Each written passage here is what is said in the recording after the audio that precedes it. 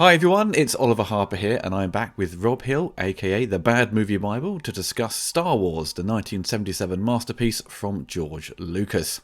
Now, I've not done a commentary on this film before. I did provide a retrospective on it 8 years ago, but I haven't covered much Star Wars related stuff on this channel outside of reviewing the new films. Recently, Rob, you had mentioned in a Q&A that this is one of your favourite films. Is that correct? Yeah, yeah. But more than that, actually. For me, there's two movies that stand above everything else: 2001: A Space Odyssey and Star Wars.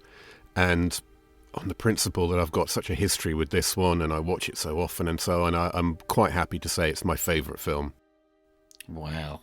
As a kid, I thought this film was like the weakest one. I was all about Empire and Jedi because lightsabers, you know. But so when you go back to like this one, you think, oh, there's a lot about it, just like the music and, you know, just because we didn't think about what was going to happen beyond that, you know, what we see now. It just felt like its own self-contained movie. Exactly. Yeah, some of us still don't think about what happened beyond it.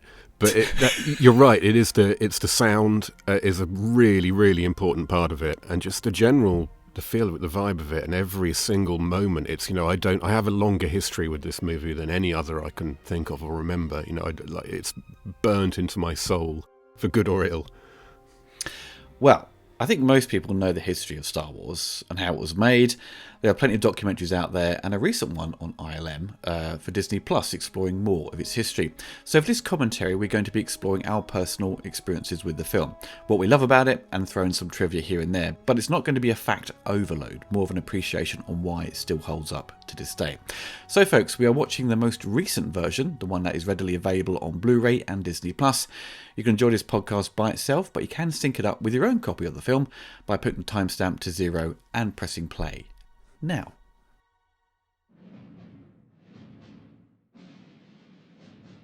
See, with all these remasters of Star Wars over the years, I still love they keep the old Fox music. It's really reverby and echoey. Bloody right too, yeah. Just sounds really rough, but it's great. It's still to this day, and weirdly, my son has the same thing. Like, when you see that ident, it just means Star Wars to me. And my son even says it now, watching other you know, if that ident comes up on anything else. Star Wars. Yeah.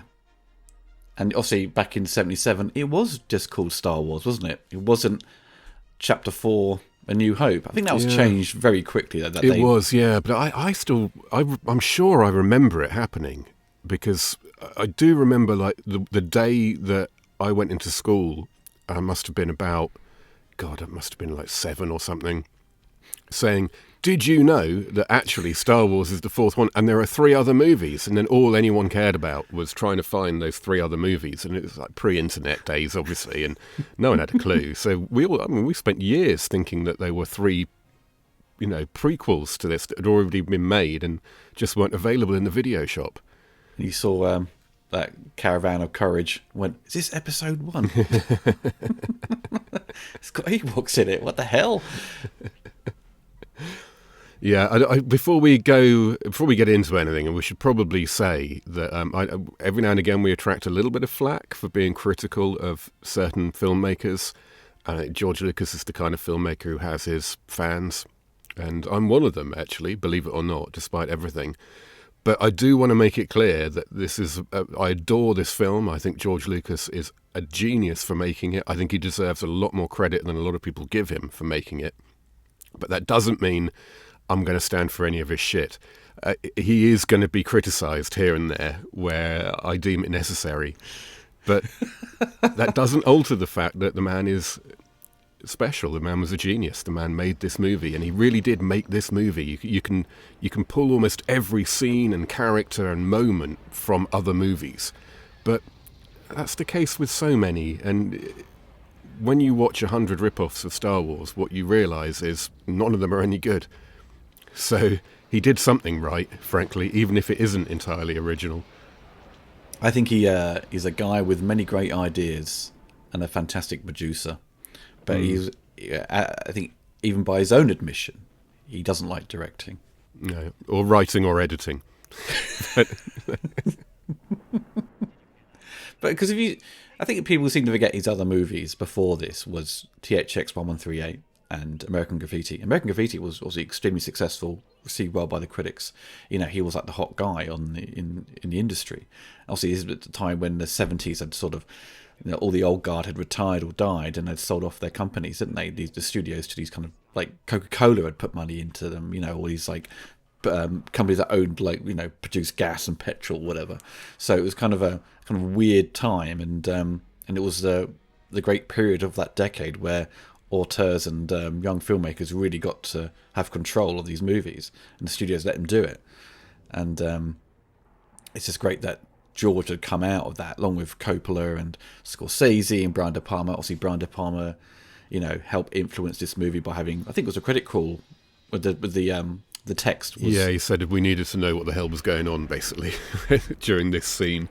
Yeah. Also, it's all very much taken from Flash Gordon, because obviously Lucas wanted to make a Flash Gordon movie, but couldn't get the rights, I believe. And yeah, that's worth establishing that. Yeah, he desperately wanted to make Flash Gordon. I think it was it Dino De Laurentiis who owned the rights. He wouldn't sell them, wouldn't share them. So Lucas, almost in a fit of pique, kind of said, "Well, I'll make my own Flash Gordon then." And there's a great interview with him, actually, from I think the 80s, where he says, "God, can you imagine if I had got the rights to Flash Gordon? None of this would exist. There would just be a Flash Gordon movie from the 70s that may or may not have been any good." It may have been, like a bit of a weird Logan's Run type movie, how it looked, and things like that, perhaps. But it's, we did get a Flash Gordon movie by Mike Hodges, produced by Dino. Yeah, we got the Flash Gordon movie we deserved. We got a frickin' great Flash Gordon movie in the end. We did indeed. And it's nothing like Star Wars, I don't think, really. I mean, it's got elements of that, but I mean, it's kind of its own thing, which I love. It is a lot like the serials, though. It's got a really... It's much closer to the serials than this is. The serials, incidentally, if anyone is remotely interested, I know serials are a lot to take on for, in terms of the length and just how far removed they are from any aesthetic that we really understand nowadays. But the Flash Gordon serials are really good. There are good ones and there are bad ones. The Superman ones are really good as well. Batman ones, terrible. But the Flash Gordon serials are among the best. Because they're like the miniatures in Flash Gordon, they sort of purposely kind of make it look more like the old serial stuff and how things are executed, I think. Unlike Star Wars, which is like, it's all about... I loved about what George's idea was, it's going to be like, Spitfires and fight a World War II kind of energy to these, battles in space, because... originally it was all just going to be what they, obviously the work print, they just inserted World War II footage. People were like, how's this going to look? And then once they finally slotted it in, and they knew what he wanted, because everything beforehand just didn't have the energy there. And once you see it in action, it just, blows you away. And that's why it blew everyone away. I mean, like, every filmmaker at the time was just like Ridley Scott. It's like, it was one of the best films he'd ever seen. Yeah, no interest in that kind of movie beforehand as well, in his case. Yeah, and that early screening famously was a complete disaster with the temp footage and so on. But I think it's kind of become part of legend that the temp footage was what made it a disaster. But by all accounts, people who were there who've spoken about it more and more over the years, including Brian De Palma, including Steven Spielberg, Spielberg was the only one who liked that first screening famously. The problem, by all accounts, was the editing. Lucas had effectively edited himself, along with some guy he brought in to do a rough cut. And, handing it over to essentially his wife at the time, Marsha Lucas, there were a couple of other editors, is clearly what saved it, I think. Yeah, Paul Hirsch and Richard Chew. Yeah. Because there's a bunch of them. As I think the saying about this film was that it was saved in the edit. Yeah, completely. Where you see, like, the last few frames before the film ran out in the camera, they'd use that just before the flash would kick in, just to sort of give you a really cool sort of pose of Obi-Wan. Just like, finding loose ends to sort of make it work. Because the guy who cut it in a very traditional way. Yeah. Even just cutting on the rhythm of dialogue to sort of speed through it, I suppose. It's a fun bit of trivia with that shot there. Famously, the shot of 3PO and R2 in the escape pod show a window in the back, and then the exterior shot, there's no window in the back, there's just 4 jets, if you want to see what that shot should have or originally did look like, it's in Spaceballs. The actual shot. So when Mel Brooks made Spaceballs, he approached Lucas and sort of said, "Here's the script. I hope you don't mind," kind of thing. And Lucas came back to him and said, "Not only do I not mind, I think this is hilarious. If there's any help I can offer, then give us a knock." And as a result of that, ILM ended up helping out a lot with the VFX, which included donating a couple of unused shots from A New Hope. So the original escape pod is exactly the same shot seen from the Star Destroyer as it flies away rotating. That original shot, there is a window in there. Those 4 jets aren't there. But you can actually see that in very briefly at the end of Spaceballs, when Spaceball 1, the big spaceship's blowing up and all the escape pods are shooting out of the headpiece thing on it. You see that actual shot. So there was originally an escape pod with a circular window. Now, Rob, you didn't see it in cinema, did you? I'm not that old. Not that old, no. So this would have been on TV? Because this would have been on TV in, I think, maybe 82 or something like that. So a lot of people didn't have VHS players. They probably have to rent one from like Rumbelows or Radio Shack in America or something like that.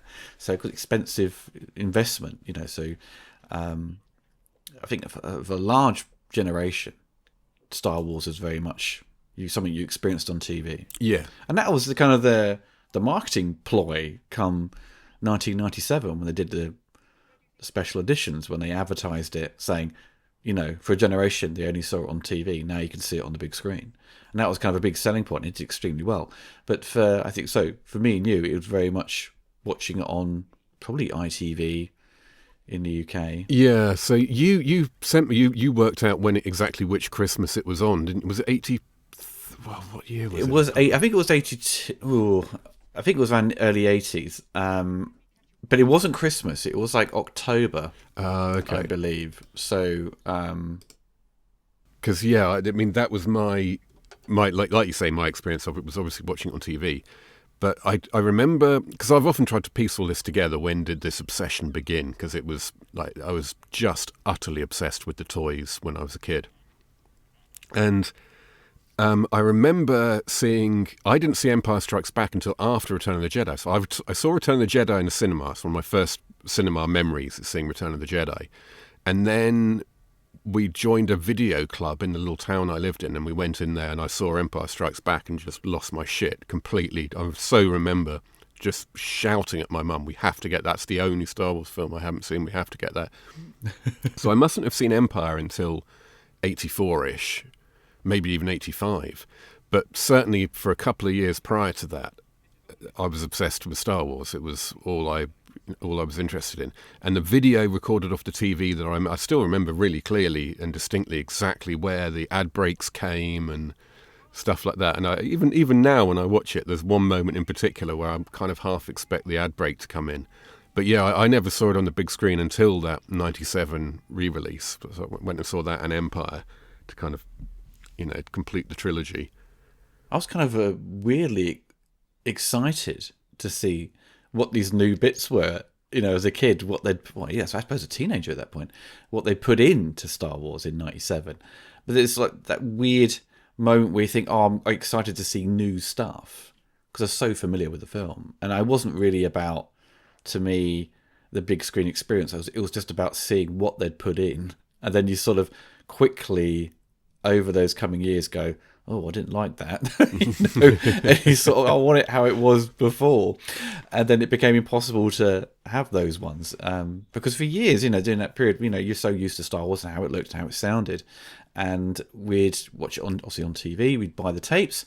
This sort of early, I think 1993, the THX kind of certified VHS tapes, and they'd do for 1985 to do this kind of last opportunity to own the original films, because Lucas in his mind was going to get rid of them and do these new versions.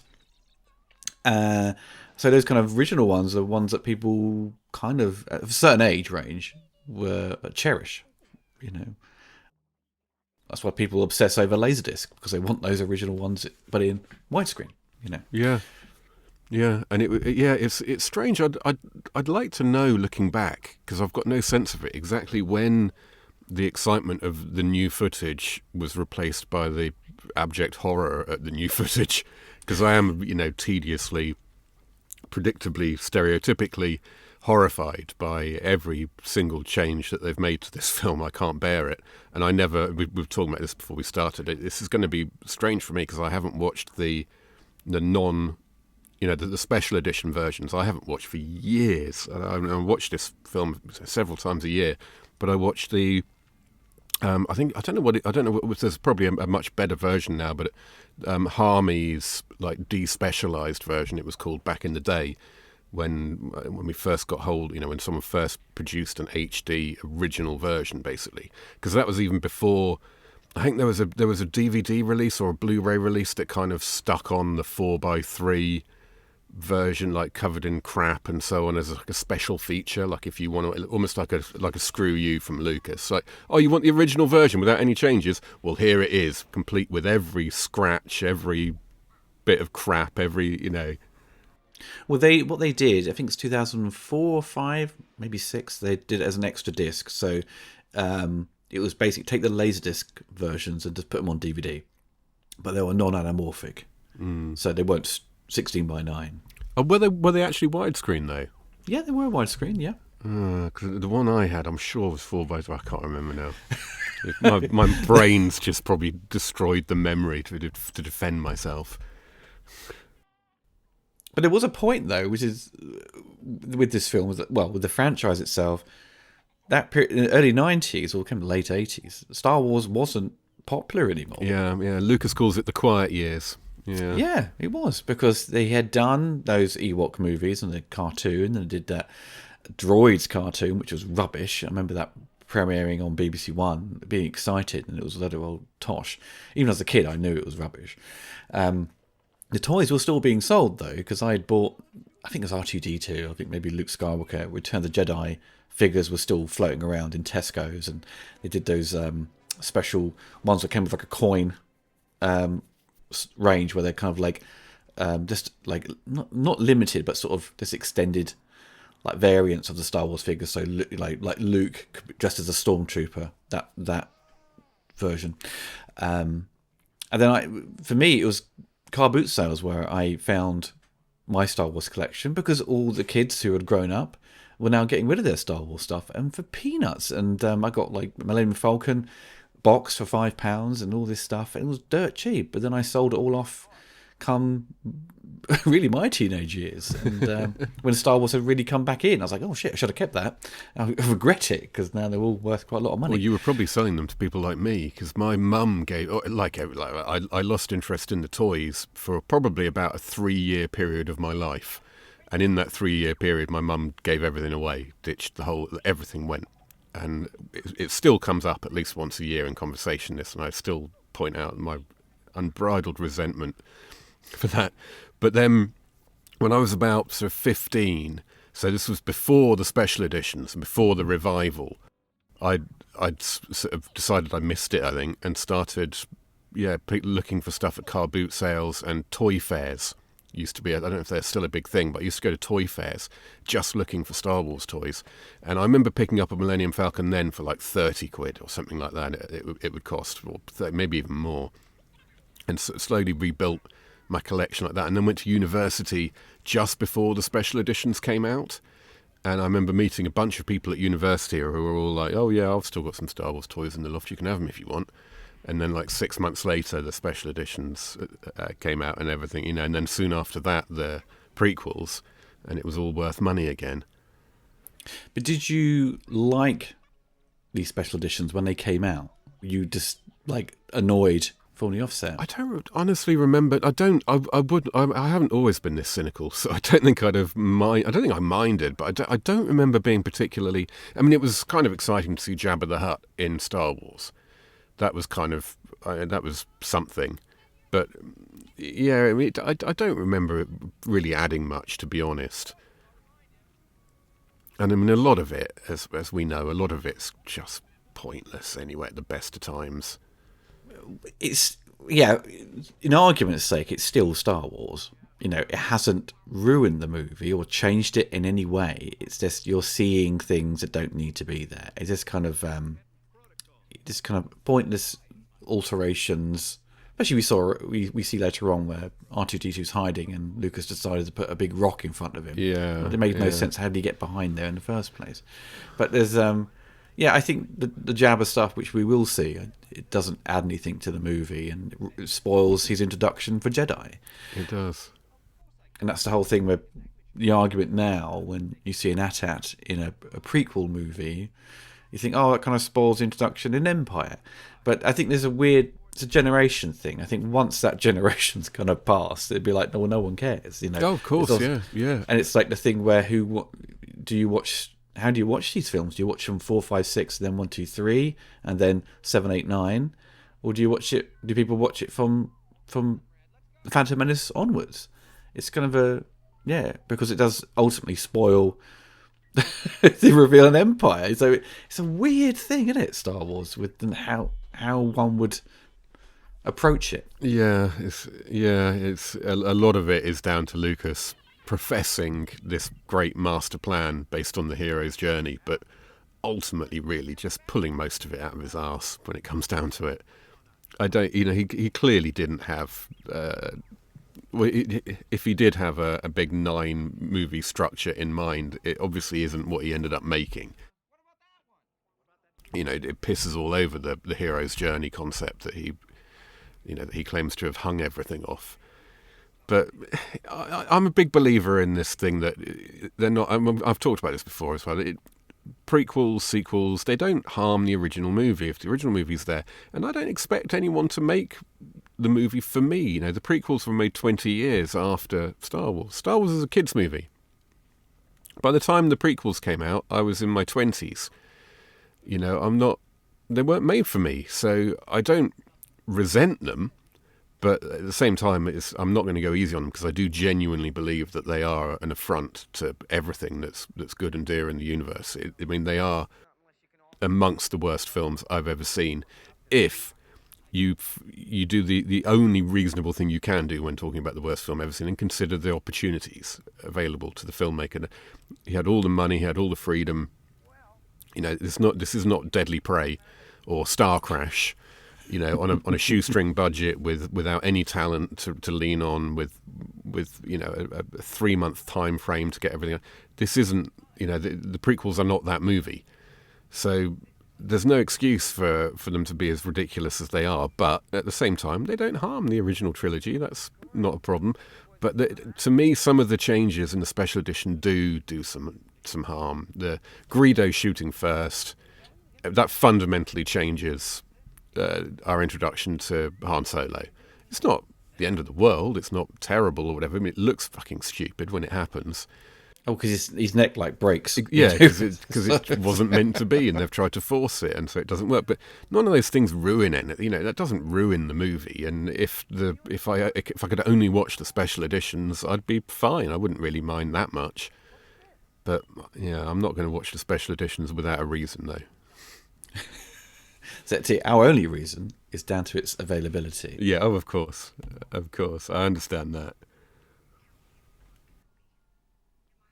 Yeah, because I'd seen this it would have been the 86, 87. And, before we started recording the commentary, I really enjoyed the film. I loved it. But when I saw Empire and Jedi, I fell in love with those more because it was, Luke becoming the hero and using a lightsaber and Jedi skills and things like that. And that sort of transcends with a certain type of the fan base who dislike Star Wars because of all the lightsaber stuff. Where now if I see too much of it, I'm just like, I'm sick of this. I want it to sort of dial it back. And that's what made those original ones work, because the effect was difficult to do and time consuming to rotoscope and do. They limit the amount of it, but then when you did have it, the impact was there. And it made it better for it. But in this one, you only see a little bit of the lightsaber, but it's all about just what it could have been, just a self-contained movie with start, middle, and end, and it ends nicely. If it never made any sequels, it would still fundamentally work extremely well. It's kind of a perfect structure, this first film, Episode 8. You get it? Episode 4. Sorry, 4. What did I say? 8? How did that come from? That beer's kicked in. I'm only on my second beer. Yeah, that's not good. I've never drunk during a commentary before, so anything could happen here. So this is yeah. So this is odd. So you do you still prefer Jedi to A New Hope, or have you come to your senses? Yeah, well, it's a funny thing because Jedi has the problems of the Ewoks and things like that. It's a little bit silly in places, but it does have a strong emotional arc to it. I just love the finale. It's just. I think it gets a rough time of it, to be honest, Joe. I think it's a much better film than people give it credit for. I think that's down to the fact that Lucas clearly ran out of ideas and just threw in the Death Star again and to redo the battle. You think, oh, I can't see this all over again, and that's only like 6 years later. Because 77 to 83, he'd repeat himself, and so that was. But it's still an amazing sequence, isn't it? When they attack the Death Star again. But I suppose I think it's down to Empire is the best, and I think down to this one being a little bit more sort of less dynamic with its filmmaking in terms of camera work and things like that, because Lucas is behind the camera and he's very kind of straightforward with how he places the camera. There isn't much movement with things. It's also made in a hurry and on a budget, isn't it? I mean, they didn't have the time for the kind of setups that. And it does have a legit cinematographer as well in Gil Taylor. The guy went and shot Flash Gordon, and he shot The Omen. He shot so many great movies. Dr. Strangelove.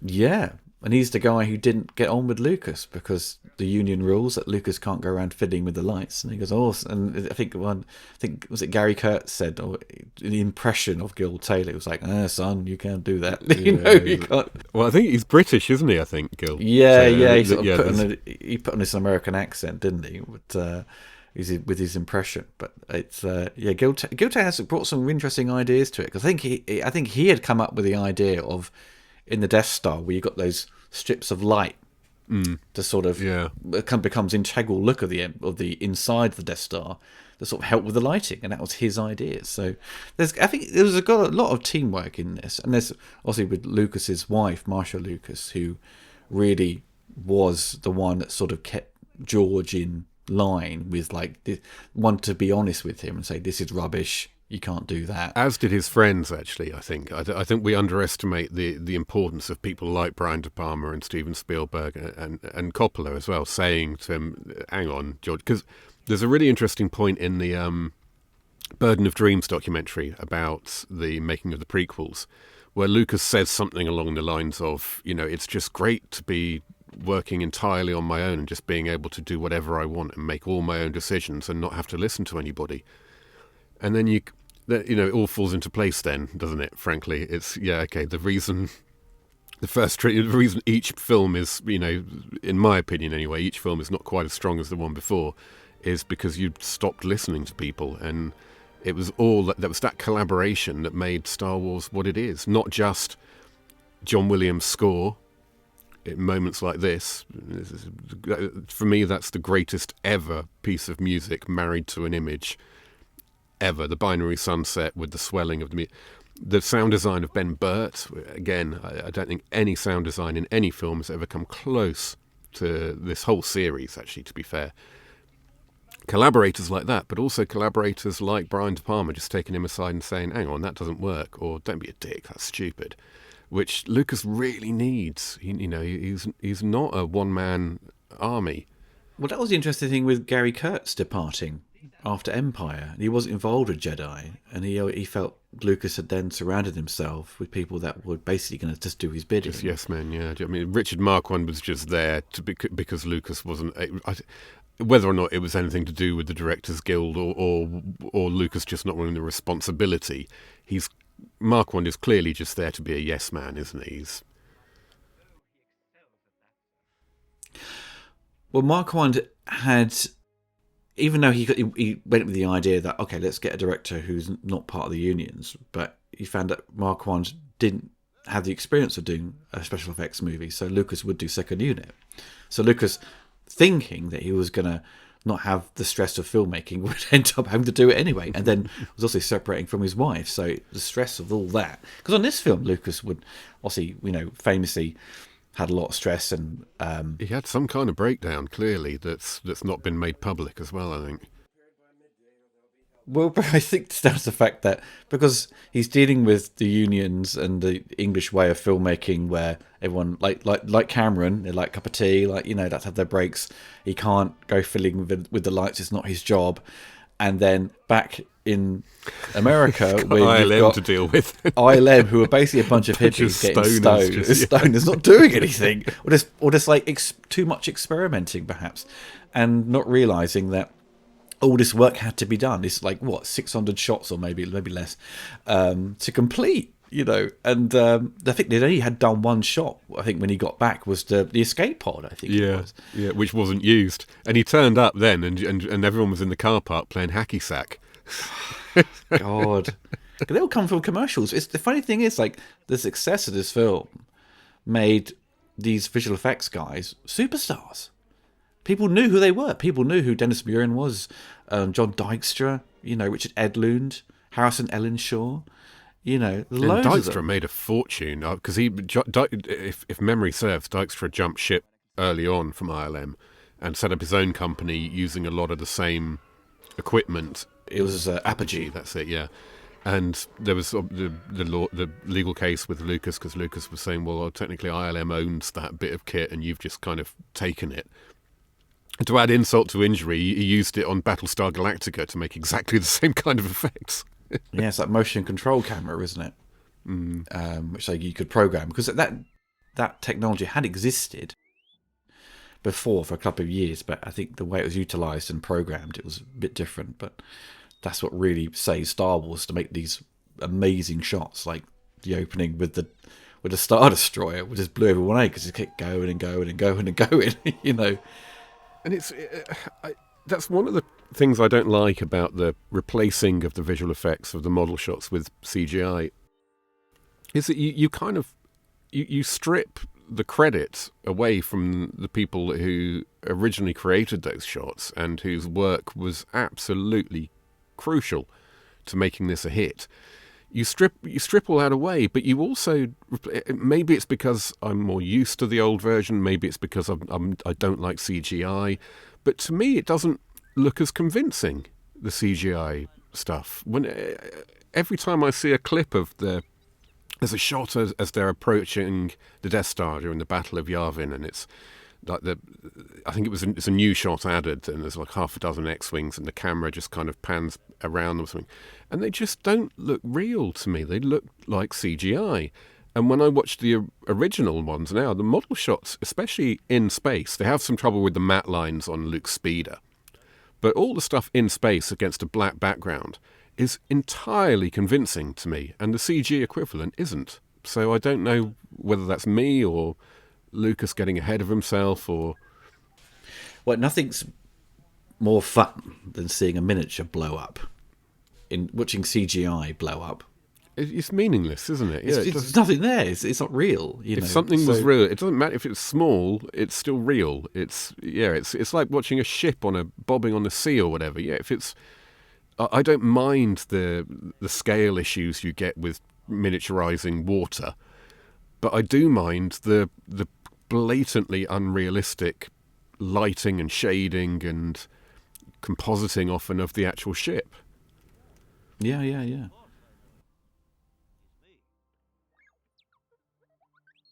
How long until one of us, well, it'll be me first, can say I'm now older than Obi-Wan Kenobi was? Because Alec Guinness was slightly scarily not as old as he...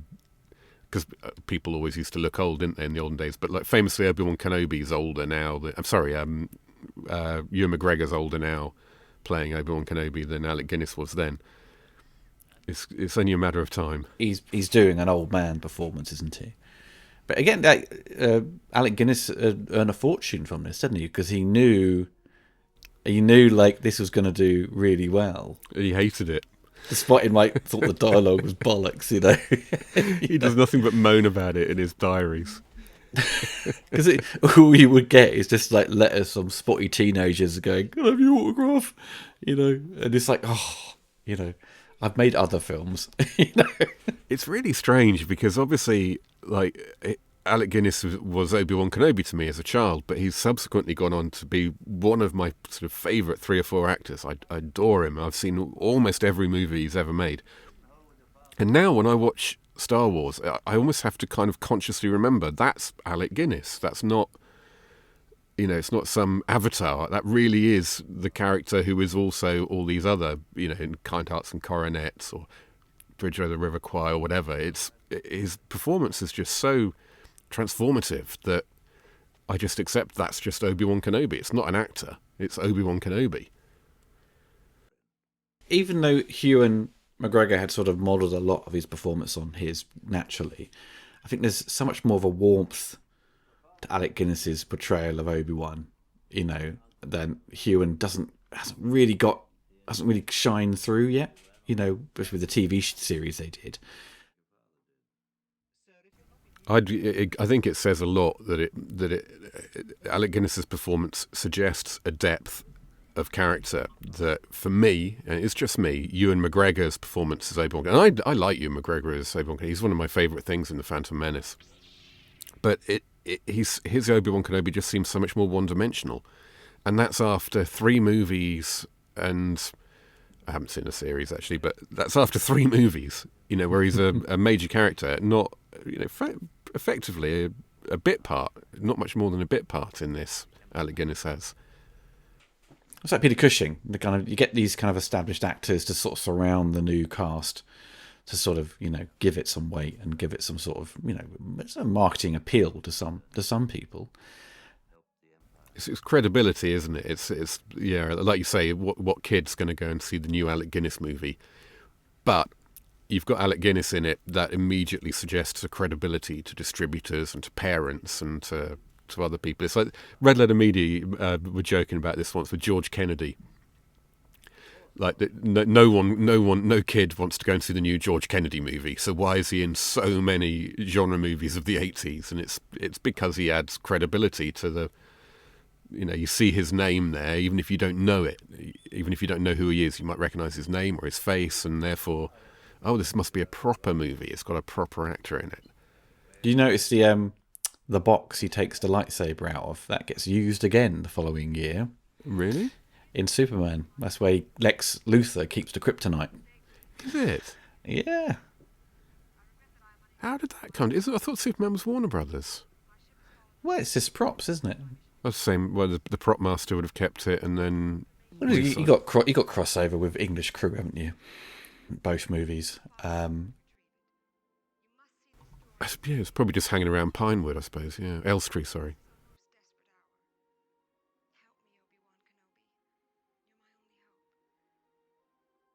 Well, this is obviously Tunisia, where Lucas had a nightmare shooting this. I think everyone had a difficult time making this.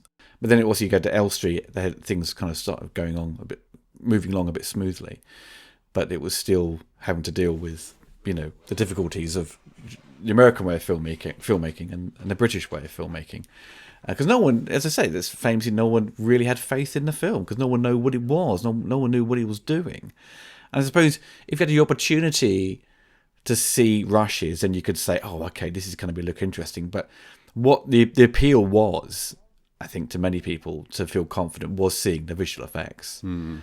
Because you're just seeing someone as a robot, someone in this kind of trash can that moves around. You got people just running around with these guns, and you don't know what's going on. Because at that point, what have they had seen during that decade? Because everything had changed a lot. Like everything was very kind of dramas, thrillers. Everything was gritty, horror films, and science fiction was this kind of other genre that wasn't really taken seriously anymore, was it? Because you just had the Planet of the Apes movies that kind of run out of steam.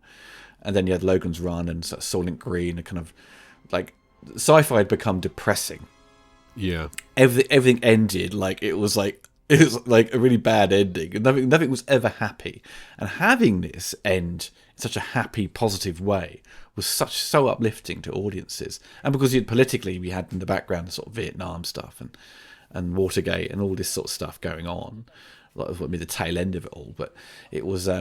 It's quite a depressing period, I think, for many people. And the sci-fi that wasn't depressing, the sci-fi in which people did whiz about with ray guns and spaceships and so on, was TV stuff. It was like Blake Seven or Doctor Who or whatever, which no one would have taken seriously at all when seeing it being staged on a grand scale like this. Yeah, for sure. Because it's interesting that the tail end of the 70s with Close Encounters, Superman, and Star Wars, you had uplifting movies. You know, even Alien is uplifting by the end, but it's not like it's a horror sci-fi. But it's, you know, that to end the 70s on a positive high, and then come into the 80s where it's all just like happy shit. You know, it's all generally good feelings, good vibes. All the stuff Quentin Tarantino hates, complains about all the time. I didn't mention earlier, but there's the bit when Luke's talking to Obi-Wan Kenobi's lightsaber. There's famously people he discovered recently where in some other country they did these advertisements within the film.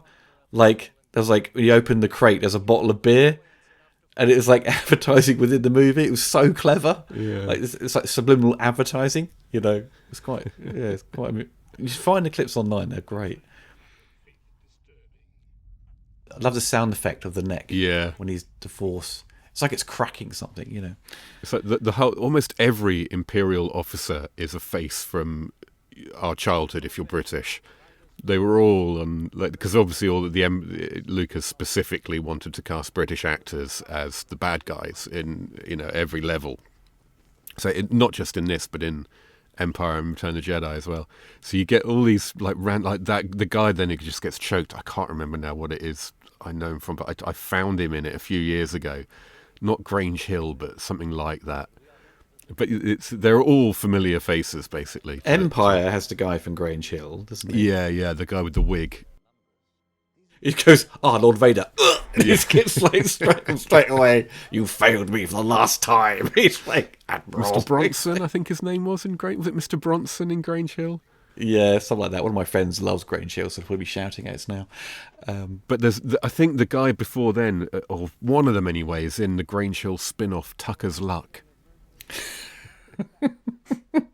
What I quite appreciate about Rogue One, when you saw the guys on the Death Star, that's full of schlubby British men, all out of shape, complete bastards. I'm like, this is perfect casting. You know, you just want old, you know, middle-aged British men, all look a bit tired and like they smoke too many fags. That's a Death Star. That's what it consists of. They've spent lunchtime in the pub and they're back for a 20-minute session before their first tea break. It's just like stereotypical British politicians. Yeah, you know what I mean. That's what it is. Upper class oinks, you know, who just got old and a bit like schlubby. Oh, here's your U certificate. Yeah, it's mad. The music here is incredible. Yeah, absolutely incredible. And it always, you know, got me a bit emotional seeing that bit. I remember my mum telling me that they were robots. They can't be human skeletons. I love the look there he gives there. Yeah. He's pissed off, you know, I love it. That's proper acting.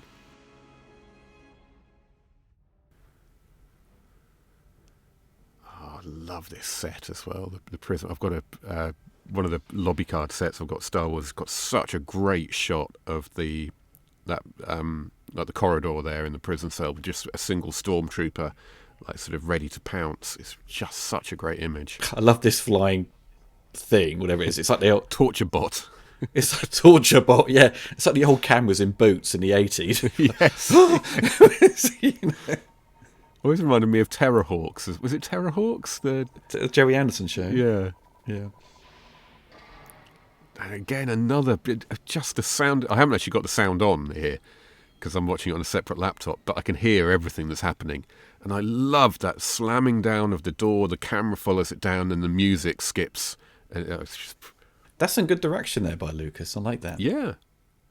There's like, you know, with the land speed, I mean, you mentioned earlier about it kind of looking a bit rough, because it was just like Vaseline, wasn't it, on the lens to underneath, sort of hide it? And to be honest, I still prefer it. You know, it's when there's a profile shot of it travelling along earlier, and yeah, it's literally just kind of smudged and blurred, the underneath bit. But I don't know, maybe whatever drive it, whatever engine it has that makes it hover is creating that effect. I don't know. I was more than happy with that as a child. It's creating a smudgy effect. Oh, this is it. This is the shot I was thinking about, or one of them anyway. But yeah, it's flawless there. But you'll never find a more wretched hive of scum and villainy. Do you know, you've seen the bit with Peter Serafinowicz dubs it over. Mos Eisley Spaceport. It's a fucking shithole. This bit. God. Yeah. Here we go. Comedy! Hey, let's have half an ounce of comedy. I kind of like this little, the camera pans back and you see it. That should be fine. Cut there. I don't need to see... It doesn't look real. This stuff here, where it's like falling off. It's like people wandering past really awkwardly. Like, it just doesn't seem to work. It doesn't work at all, because the whole point is that that's there for comedy. So, like, Lucas says that he'd envisioned Mos Eisley as this like sprawling metropolis type place, and he was frustrated that he never got the chance to make it as big as he thought it was. But when he got a chance to make these changes, he didn't make it bigger. He made it funnier. And that's, making it bigger, fine. That doesn't change anything. But if you just insert a bunch of jokes into the middle of a scene that historically didn't have them, you're going to make the whole scene work differently. Yeah, for sure. It doesn't look at it. It doesn't look... Sorry. I mean, you could just have two... extended, essentially digital mats of the city, and that would have sold you completely. Totally. You didn't need one of those big dinosaur things walking past camera, literally covering the frame. Yeah, if you're going to do it, fine. If you want to add stuff to it, I understand that. But yeah, if you do it in such a way that it distracts you and draws attention to itself, like the thing walking in front of the camera, I mean, what kind of decision was that? The whole point is not to draw attention to it, surely, and you go out of your way to draw attention to it. It's South Park did a wonderful spoof, didn't they? It's like the re-release, and all the guns are being replaced by walkie-talkies. When they got really annoyed with Spielberg, fiddling with ET. At least he undid that. He did, yeah. He saw the error of his ways. Are you a fan of the Family Guy versions of this? Yeah, I saw it when they put it on TV. I enjoyed it, but I think when it comes to Star Wars parody, it's just been so overdone. I just don't find it funny anymore to a certain degree. Yeah. When you were mentioning Spaceballs earlier, if you did, I think it was some of the critical reviews at the time. Like, what was it from '85? That film, '86. Yeah. It people these gags are old. Yeah, exactly. Yeah, I remember that criticism at the time. So when you do watch it, it's just a bit late to the table, Mel.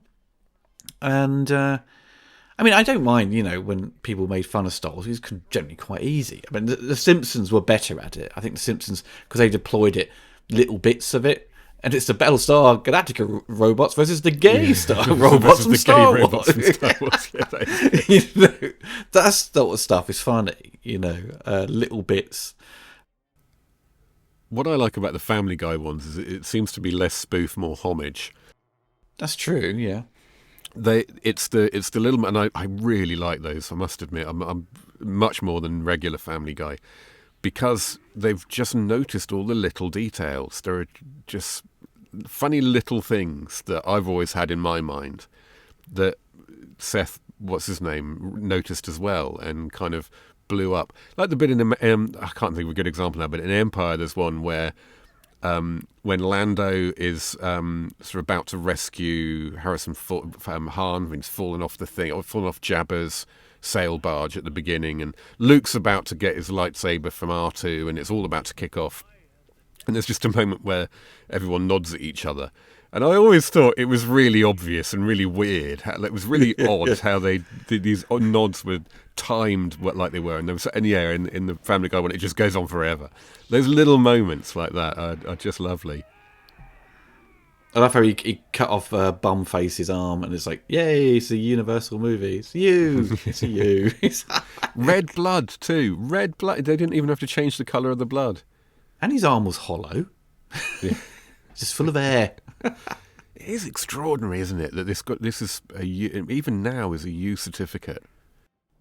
They're reclassified, I think maybe they've reclassified Watership Down now, maybe. Or Jedi, I think they've reclassified. As a PG. It's a very unusual complaint for us to make, that it was classified too leniently by the BBFC. Yeah, you think you'd see that and go, blimey. This is a lot of this stuff is it some of Rick Baker? Yeah, I think it's stuff he had lying about, basically. The devil guy is just something he had lying around. I'm sure he's part of the extended universe now. It's Star Wars. Someone's got like a wiki page for him. I love the lighting here. So Chewbacca just looks... I've always loved the way that Chewie looks in this scene. Somehow lit like this. Oh, it does look cool, in this colour scheme. This one's stroking. It's extraordinary. It's just brown, isn't it? Everything is brown. It's just shades of brown. It's Omen style. It is, isn't it? It's Gil Taylor. Yeah. In a world of brown. You don't have colour in my movies. I love the outtakes though, because when you hear Peter Mayhew talking, yeah, oh, what a silly old man. And the barman as well. The barman's original voice. Oh yeah. Your droids not allowed in here. Sort of voice.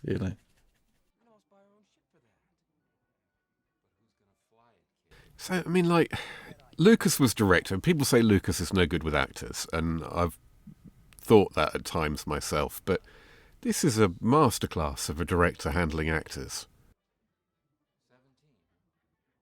I suppose obviously we weren't there and we don't know who said what, but I think maybe down to if you've got good talent and they're going to say that they know. Remember, they've obviously famously that Harrison said, you can write this, but you can't say it, wasn't it? Something like that. Yeah, you can write this stuff, but you can't say it. Yeah. Yeah, but they knew how to get around that, and Alec Guinness being such a pro, he knew how to deliver it, and he knew the tone of it, and he knew who his character was. Maybe you've got to give George credit, of course. He would have given them notes on how to approach the scene and what he wanted. But I think there's a lot of them interpreting kind of what he'd written and just sort of going with it. And if George's famous direction was like slower or more intense, faster and more intense. Yeah. Faster and more intense. Yeah, sorry. Yeah, never slower. Like all three of those characters then sitting around that table, you could almost use that scene to introduce them, because you learn everything you need to know about those three characters just in that little exchange, from the way that they speak and the way they behave. And I wonder if I've often had a theory that Harrison Ford and Mark Hamill are best in their scenes with Alec Guinness. And I think that they've both talked about how they really upped their game when Alec Guinness was around. Like, famously, they'd kind of muck about on set when Alec Guinness wasn't there, but they wouldn't when he was, because you don't muck about when Alec Guinness is there. So I wonder if their performances were consciously lifted by themselves, but also, famously, if you're working with good actors, you tend to put in a better performance yourself. Yeah. You want to get their respect, don't you? Really? Oh, Jesus Christ. Oh, bloody head. But it's even worse though. They've improved it now. Like the 90, what is it, 97 they did that, or was it the first DVD 2004 they did that? No, I think it was 97. Where the head just went like a Michael Jackson, like that. It sort of just shifts over his shoulders. It's interesting though when you see like the visual effects where come Empire there was so much more dynamic with the camera moves, where this just like you're just seeing two TIE fighters just lead the Death Star, just a very straightforward shot. And that's the thing, because when you're talking about the despecialized version, and I'd watched because everyone talks about it, the 4K 77 it's called, and then I haven't seen the two other 4Ks. They're done on the 35mm scans. I need to sort those out and put them on a Blu-ray disc. But 4K 77, I watched it with my girlfriend, and she hadn't seen the original Star Wars in a long time. And I wanted to show her, like, this is the proper one. This is what I grew up on, blah, blah, blah. And I did sympathise with Lucas with some of the shots. I think, okay, that's a bit ratty.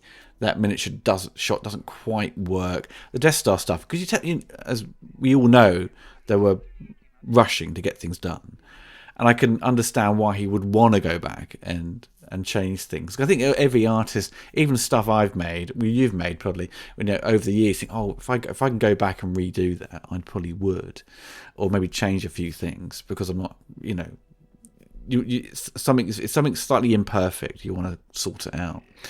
But the frustrating element of all this is that Lucas had taken away the other ones and replaced them. Exactly.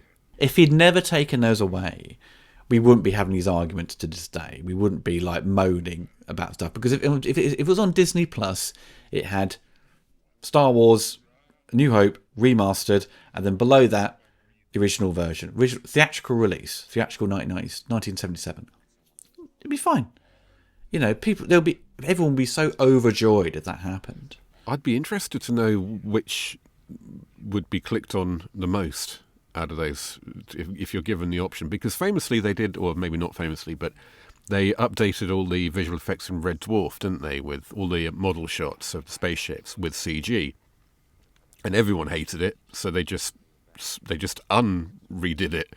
They just put the old ones back in, and everyone's got on perfectly happily ever since. So I wonder whether, because I can imagine younger people might want the shiniest cleans, but like a lot of the stuff that Lucas says needed doing, the cleaning up and so on, could have been done without adding all this CG nonsense. You know, that's fine. That's perfectly normal to remove scratches, to just remove like travelling mats that are kind of visible. Yeah, even that. Yeah, even that would be, because this part here we just saw, like with Jabba. In the '97 version, Jabba looked terrible, right? And they've improved it for the DVD and so forth, and then they've kind of upscaled it. But it still looks so bad when Harrison walks around the actor who was there originally, because it was a human, he wasn't a big slug. Yeah. And they have to lift him up, and it just blurs up and goes all smudgy. It's garbage. I was just noticing actually how Jabba's shadow the shadow of his tail didn't look right at all to me just then. And I throw in Boba Fett as well, just there briefly. I'm like, fuck off with that. Don't need him there. Because he needs to be there for Empire. That's such a great reveal. It's a fascinating story, isn't it? The life of Boba Fett, this minor character who doesn't even get a proper send-off. Somehow he captures people's imagination just because of the way he looks, and then has this whole backstory developed, and he's inserted into things although I guess he would have actually been in that original footage. I think I'm right in saying he was in the original footage shot. No. Boba Fett wasn't? No, he was introduced in Empire. That was designed by Joe Johnston. Was he? Was he not originally part of I'm Jabba's sure he's crew? I'm sure he's not part of Jabba's crew. Because he was, because obviously famously he was in the Holiday Special before he was in Empire. So technically he was introduced in the Holiday Special, but I think he was designed. He's like white. I think he was just all white with that look. In the Holiday Special. No. What Joe Johnston had designed, I think it was like a modified stormtrooper. Really, I could be wrong. You know, I'm a little bit rusty on my Star Wars history. Yeah. Well, there's a lot to get into, isn't there? Oh, it's gone so like crazy now. It's interesting because I love Star Wars growing up. I still enjoy watching Star Wars, but I don't obsess over it like I used to. When I was younger, I'd always watch the movies, have the toys and stuff, and played the video games a lot. But as I got older, I don't collect any Star Wars. I've got no Star Wars like figures or whatever. You know, I've got no posters for it. I just got the laser discs of the movies. That's it. And I don't know what something, either because I've got annoyed with the fan base. I just don't want to be a part of it. It's over the years. It's got a little bit weird. Like growing up, like you had the nerdy guys who love Star Trek, right? I like Star Trek, but it's one of the things where you wouldn't tell anyone about it. My secret shame. You know what I mean? But I love the old '60s show, and I love the movies. I didn't quite get into Next Generation, even though I know a lot of my friends adore it, and the other shows I'm they a would big fan produce. of Next Generation, actually. Yeah, sure. So, and Star Wars was always seen as the cool side of science fiction, right? And Star Trek wasn't, you know. Yeah. And that's why, like, my sisters love Star Wars. They didn't like Star Trek, right? We can get girls to watch science fiction, they'd watch Star Wars, but they wouldn't watch Star Trek, you know, from who I knew. So growing up, it was like that. Star Wars is cool, Star Trek wasn't. And then now Star Trek sort of switched for me to being quite more cool now, where Star Wars for me has become too nerdy and a bit crazy, and the fan base, I don't know, just a bit psychotic in places, obsessive, and I don't want to be connected with that. I thought of I'm old school Star Wars, but I'm not gonna, bitch and moan till I run out of breath about the new stuff. You know what I mean? I'm just like, I think this may be where I benefit from being out of the loop, because I don't frequent, not that you do, but I don't frequent movie forums, and I don't really have much of a handle on what people are saying and doing about something. But I've gathered that the Star Wars fan base is seen as being particularly problematic, and every now and again I get half an understanding of a particular story or narrative that's going on, and I do find myself thinking, is this real, or is this the media blowing it up, or are Star Wars fans just a bit odd nowadays? Because I don't associate myself with them, to be honest, because I'm not a Star Wars fan. I'm a fan of the original trilogy. Everything that's happened since is of no relevance to me. Don't care. That's pretty much where I am. I'm still annoyed, that they really missed out on the opportunity to have the core cast be together for episode 7 onwards. It's still a massive missed opportunity, huge blunder, and that opportunity's gone, never happen again, because Carrie Fisher's dead. And they've made these movies, so you can't just pretend they don't exist anymore. They exist. But that's the thing that's sort of still back of my mind, sort of grinds my gears. But other than that, I've kind of stepped away from the fandom and what's going on now with Star Wars. I just kind of consume what I think looks interesting, especially with the Andor TV show. I thought was superb, and I can't wait to see season 2. But anything else with more, delving deep into the Jedi lore and all these sort of things, I'm like, I'm kind of done. But I like playing the new video games, though. They're great. So I still like doing that, because it's kind of its own thing, really. But for me, it's like the core original trilogy is what I like. And if I saw, like, a theatrical poster for the original one, I'd probably want to own it. But, oh god, yeah. But they're stupidly expensive. So Star Wars stuff doesn't go down in value.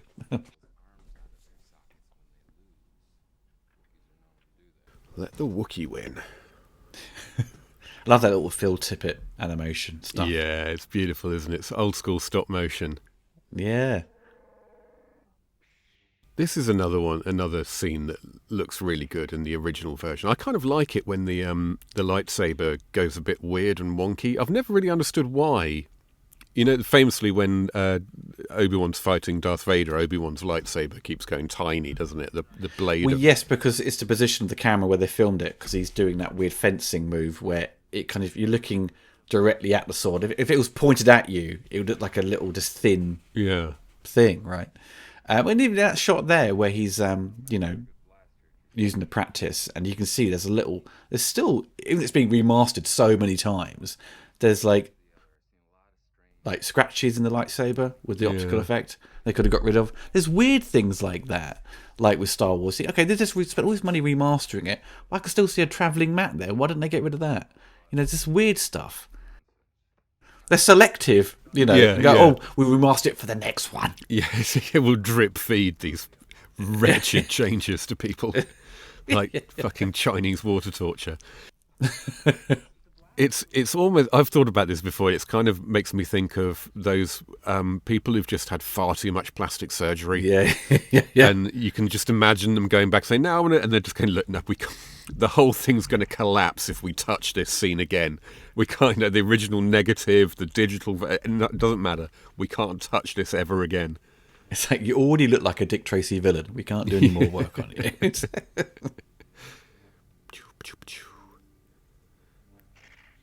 Such a small moment, beautifully handled. I love the blocking in this scene as well. I love everyone's position. Han Solo sitting at the back like that, and Obi-Wan moving to the forward. And he's just like sarcastic all the way through it. It's like, that's just luck, I experience there's no such thing as luck. And also with Darth Vader, who would become this iconic villain, and it was he due to this movie, but his role within it is like just like second in command. It's Peter Cushing's character who is the head guy, and they do have an odd. I think they mention the Emperor, so they do know who someone else is in charge. Yeah, but. no, that was fascinating to me as well. Yeah, the idea that the definitive villain wasn't even the main villain; he was subordinate. I could never understand how that could be. How could he be subordinate to Peter Cushing's character? And potentially many other Grand Moffs, because we don't know that that Tarkin was the only Grand Moff. Yeah, and you see, but like once you start doing prequels and making Vader more prominent and more of a superior character, it's sort of once you see this one, it sort of undermines him. Exactly, it's like what the Jedi can actually do. What's the extent of their powers? It's classic Lucas pulling it out of his arse.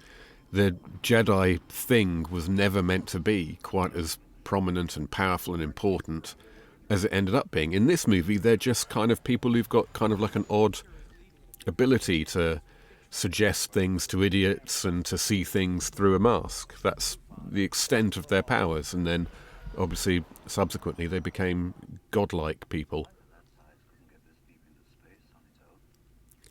Han Solo's so cool in this scene. I love that. Have you ever heard the story of Carrie Fisher when she first was cast in this and flew to London? She was best friends with Griffin Dunne. Okay. The actor from American Wealth in London. Yeah. Their parents knew each other. I think they were from similarly kind of upmarket New York backgrounds. And so she'd flown to the UK, met Harrison Ford, and was on the phone to her best friend Griffin Dunne saying, "Oh, there's this guy here. He's really cool. I kind of fancy him. He's dead cool." And it's like Harrison Ford. And it turns out that Harrison Ford had built some decking or something, or a balcony at his parents' house in California. And Griffin Dunne had thought this is just the coolest guy in the world because he'd share weed with him.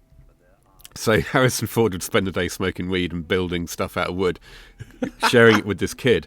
And he's like, "Oh my God, do you remember that really cool carpenter guy I told you about?" And she's like, "Yeah, well, that's him." Because Harrison became a superstar when he was like 30. Yeah. Where everyone else was kind of young, in this movie. So Harrison was kind of, been around. He also had a role in American Graffiti. But he was a carpenter. And is a friend of Lucas, Yeah, well, he was. I think it's kind of a lot of a fuss has been made of the fact that he was a carpenter, but he was an actor. That was his day job. But for the first 10 years of his career, 'cause he started in the mid-60s, I think, and did a lot of bit parts on TV and a few westerns. So it wasn't really working out for him. So like all actors for whom you had a couple of roles a year. So Harrison Ford had some roles. He'd made a name for himself, and then obviously American Graffiti kind of established him. But even after that, he was considering jacking it all in because it wasn't working. He wasn't making a living.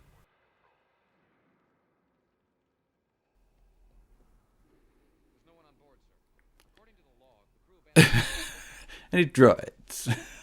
Love how he says it. That's not good acting, is it, on Darth Vader's part there? I'm looking up, and then I'm looking up over here. Poor old Dave Prowse. He ended up falling out, didn't he, with Lucas, I believe? Yes, he did, yeah. He was excluded from everything Star Wars. Because he said something negative about him publicly, didn't he? I think. I can't remember what it was now. There was a documentary made, wasn't there, about recreating... It was about David Prowse and his performance as Vader and how he was treated, and they kind of... they reshot the ending bit with Jedi where he takes the helmet off and David Prowse is there. And they couldn't show it for legal reasons. I'm like, what this whole documentary was building up for, they can't show it at the end because of an injunction by Lucasfilm. Well, just because it was Dave Prowse related? Yeah. God, he's bitter, Lucas to the end. He holds grudges, man. Yeah, he must do. Well, that was kind of the argument thrown around that because of, his breakup with Marsha Lucas, that because she had some stake in the original trilogy, she'd obviously edited those movies and played a part creatively, that he won't release them because she's tied to them. Like, that's where he kind of does these remasters and won't release the old ones. I don't know if that's true or there's probably more to it. But yeah, some means of dodging paying her share. Yeah.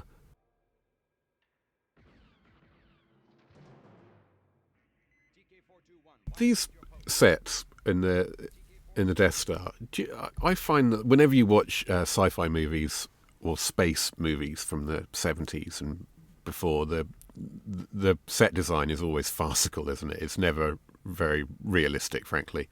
But I really like the way they do this on the Death Star, because it's not where the future has gone, but it isn't meant to be the future. It's meant to be different, and it's meant to be technology-based. And it kind of is. It looks much less dated than something like Star Trek does to me, because it's just completely off the wall and weird. It doesn't really make any sense. What are all those lights in the middle of nowhere for? Well, often the case of that period with science fiction, it'd just be like loads of flashing buttons. Yeah. And they just press stuff, that's it. And Yeah. you don't know what's going on. This has kind of a computer screen, as kind of like things you just turn, and it's kind of a bit more simplified. I think was this John Barry was production designer on this. Yeah, yeah. I'm not sure if these are his designs. Roger Christian did some of the designs as well, I think, for this sort of stuff. But it's like when the Death Star's big laser fires up, it isn't just someone pressing a button. There is someone pressing a button as part of that, but it's also people like working at a workstation on a balcony by a massive thing. Or when Obi-Wan goes and shuts down the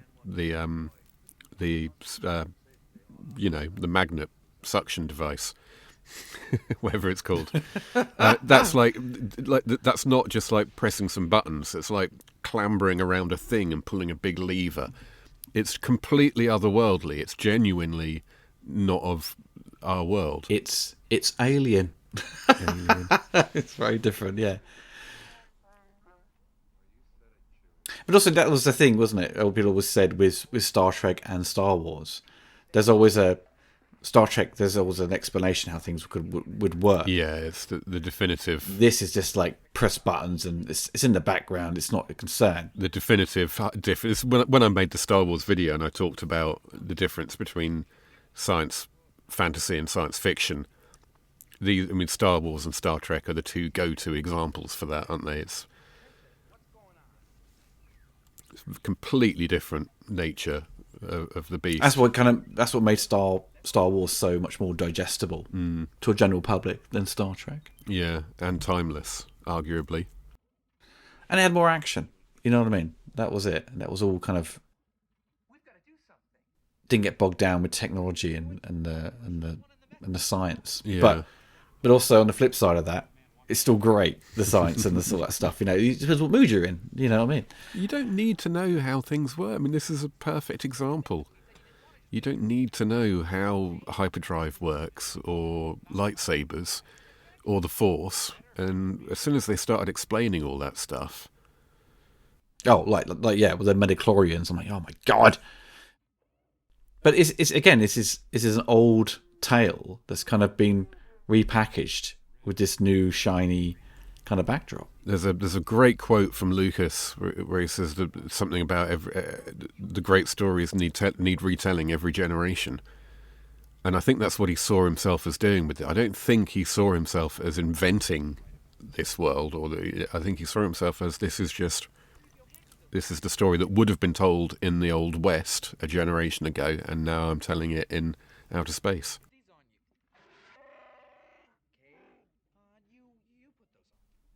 But no one has ever done a new Star Wars. You know what I mean? No one's ever come up with something, repackaged it with something that's kind of just as appealing. Because Star Wars has stuck around for so long. If it had its day in 1983 with Jedi and nothing else came of it, then sure, something may have come about that would have had such an impact. I mean, all we've seen really is kind of Harry Potter and Lord of the Rings. Yeah, Find their way. That's kind of what we've seen. And it's very similar. The Harry Potter, especially, it's a very similar principle of, nothing is really completely original, but it's the way that it's been it's the way all these elements have been cherry picked, and the way they've been engineered, and the way they've been put together. That's what makes it special and makes it work. It's not that they're original ideas. The original ideas in Star Trek is stuff like the design of the Millennium Falcon and the look of the stormtroopers. There's plenty of stuff that is like completely unique and amazing, but it's not structural or character based. It's not important things really in the grand scheme. All the characters in Harry Potter, all the characters in Star Wars, we've seen them before.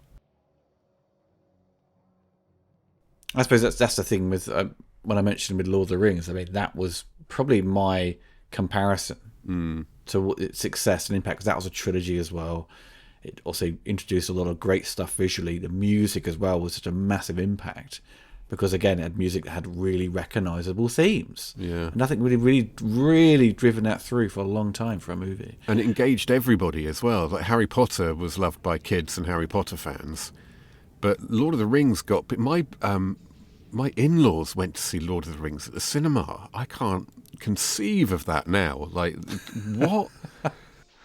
My dad loved it. I mean, I never knew he would like... We watched the extended cut of The Fellowship of the Ring, and it's like come to like 10 o'clock at night. He's like, put the next one on, And was like, my sister's like, no, we're going to bed, But he was... I couldn't believe it. My dad, is stuffy old man who just laughed at everything I watched, wanted to watch the next Lord of the Rings, he wanted to watch Two Towers. It's mad. But he says that though, he moans and fucking... But once it's on though, if his Empire Strikes Back's on, he'll moan, then he'll sit there and watch it, and then enjoy it. It's just protesting for the sake of it, I saw my dad a few months ago, and funnily enough, he said he'd revealed that he'd never seen any of the Star Wars films. And I was like, how? Like, I can't imagine like one of my children watching something 100 times and I've never seen it. I've never been there. But yeah, apparently. It's a different thing though, isn't it? The older generation I don't think even our generation has got a different approach to fantasy than the new generation, and general geekery and stuff that's considered of the nerd. It just doesn't have the stigma now that it does, certainly to our parents' generation and even to ours a little bit.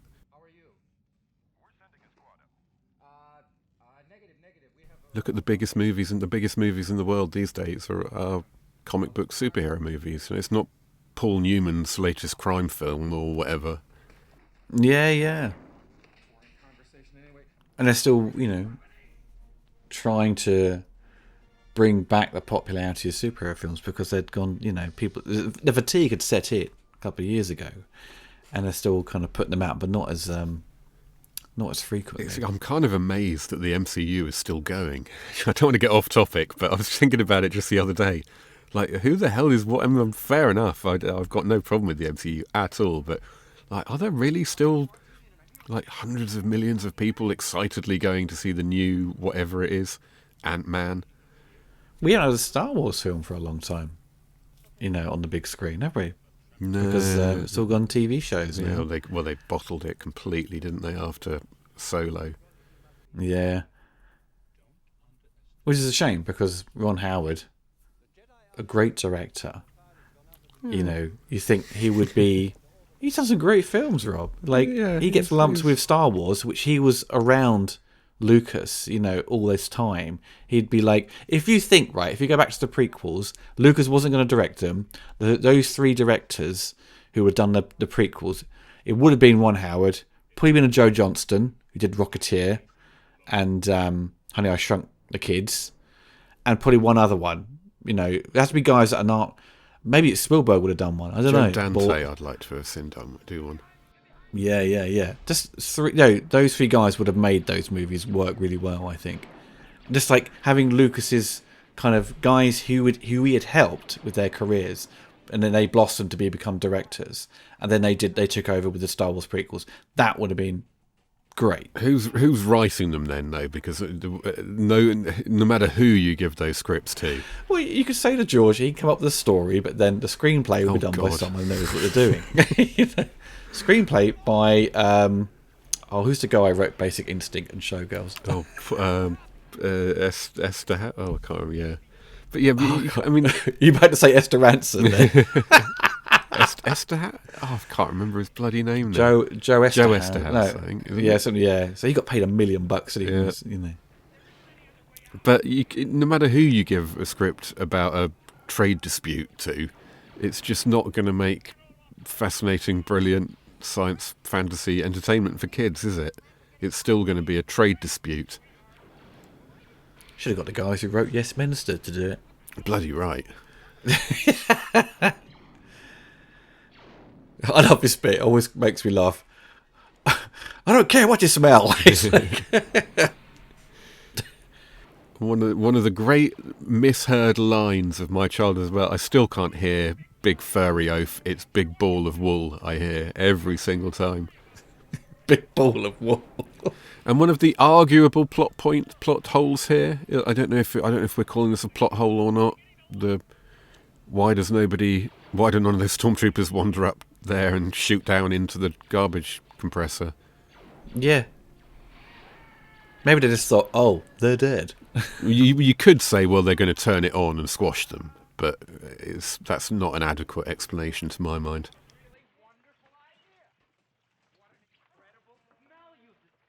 The other big plot hole is like how Obi-Wan Kenobi gets involved in the first place. That message is for him. It all hinges on him. Yet he's only introduced randomly. Oh, you're true.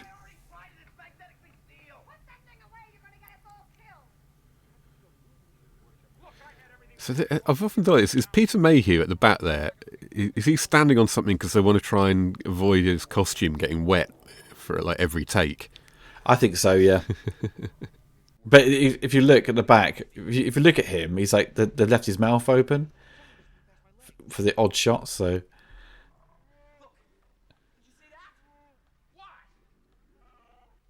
you never know what it really looks like, do you? Because you see his eye pop up, and then this kind of like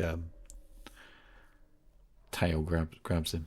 What is it doing living on a space station too? Is it like part of the biosystem down there, or did it sneak in somehow from outer space? These are the questions I ask myself late at night when I'm pondering the nature of reality.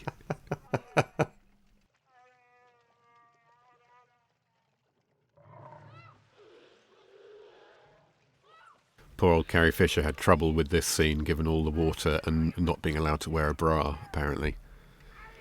Well, didn't they have to basically crush her boobs down, didn't they? They taped them down for some scenes, yeah. But I think she talks in one of her books. She talks about like wet t-shirt time for here. Yeah, because she doesn't look that well taped down here. Without wanting to sound crude.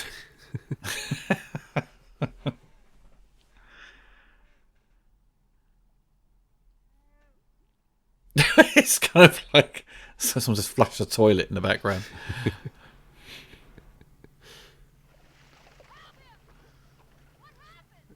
Have you ever wanted a stormtrooper costume?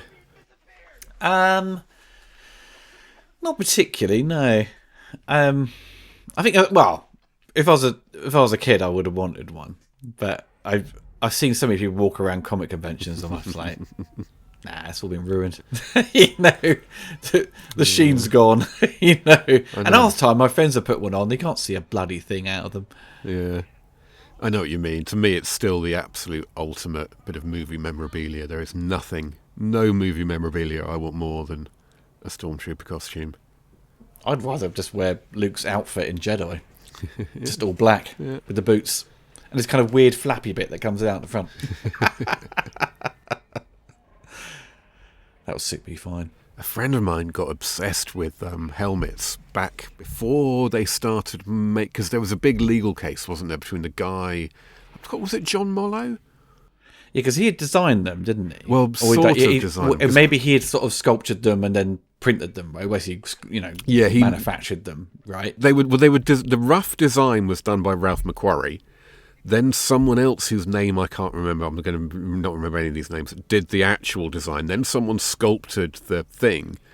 And John Mollo wasn't any of those people. He was the guy who kind of then made them from the sculpt, from the injection mold sort of thing. The mold. He made them from the original mold. I think. He cast them, yeah, okay.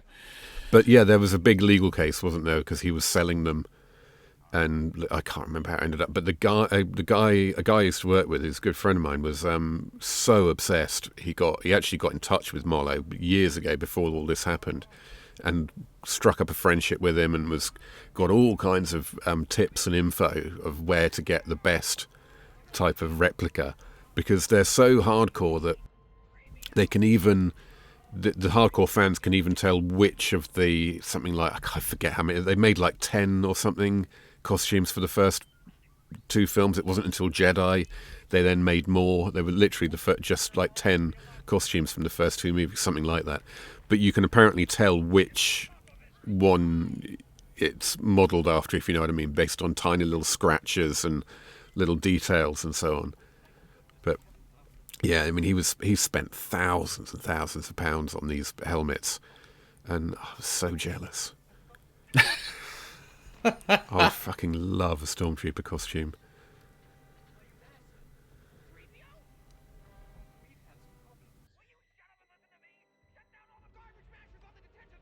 I remember as a kid this bit being so intense. I love those little interfaces as well, with the R2 spinny business. Again, it's just like a piece of technology that doesn't really make any sense, but it's because it's so unworldly, it doesn't look dated. Kind of looks like he's unlocking stuff, isn't he? That's what gives the impression,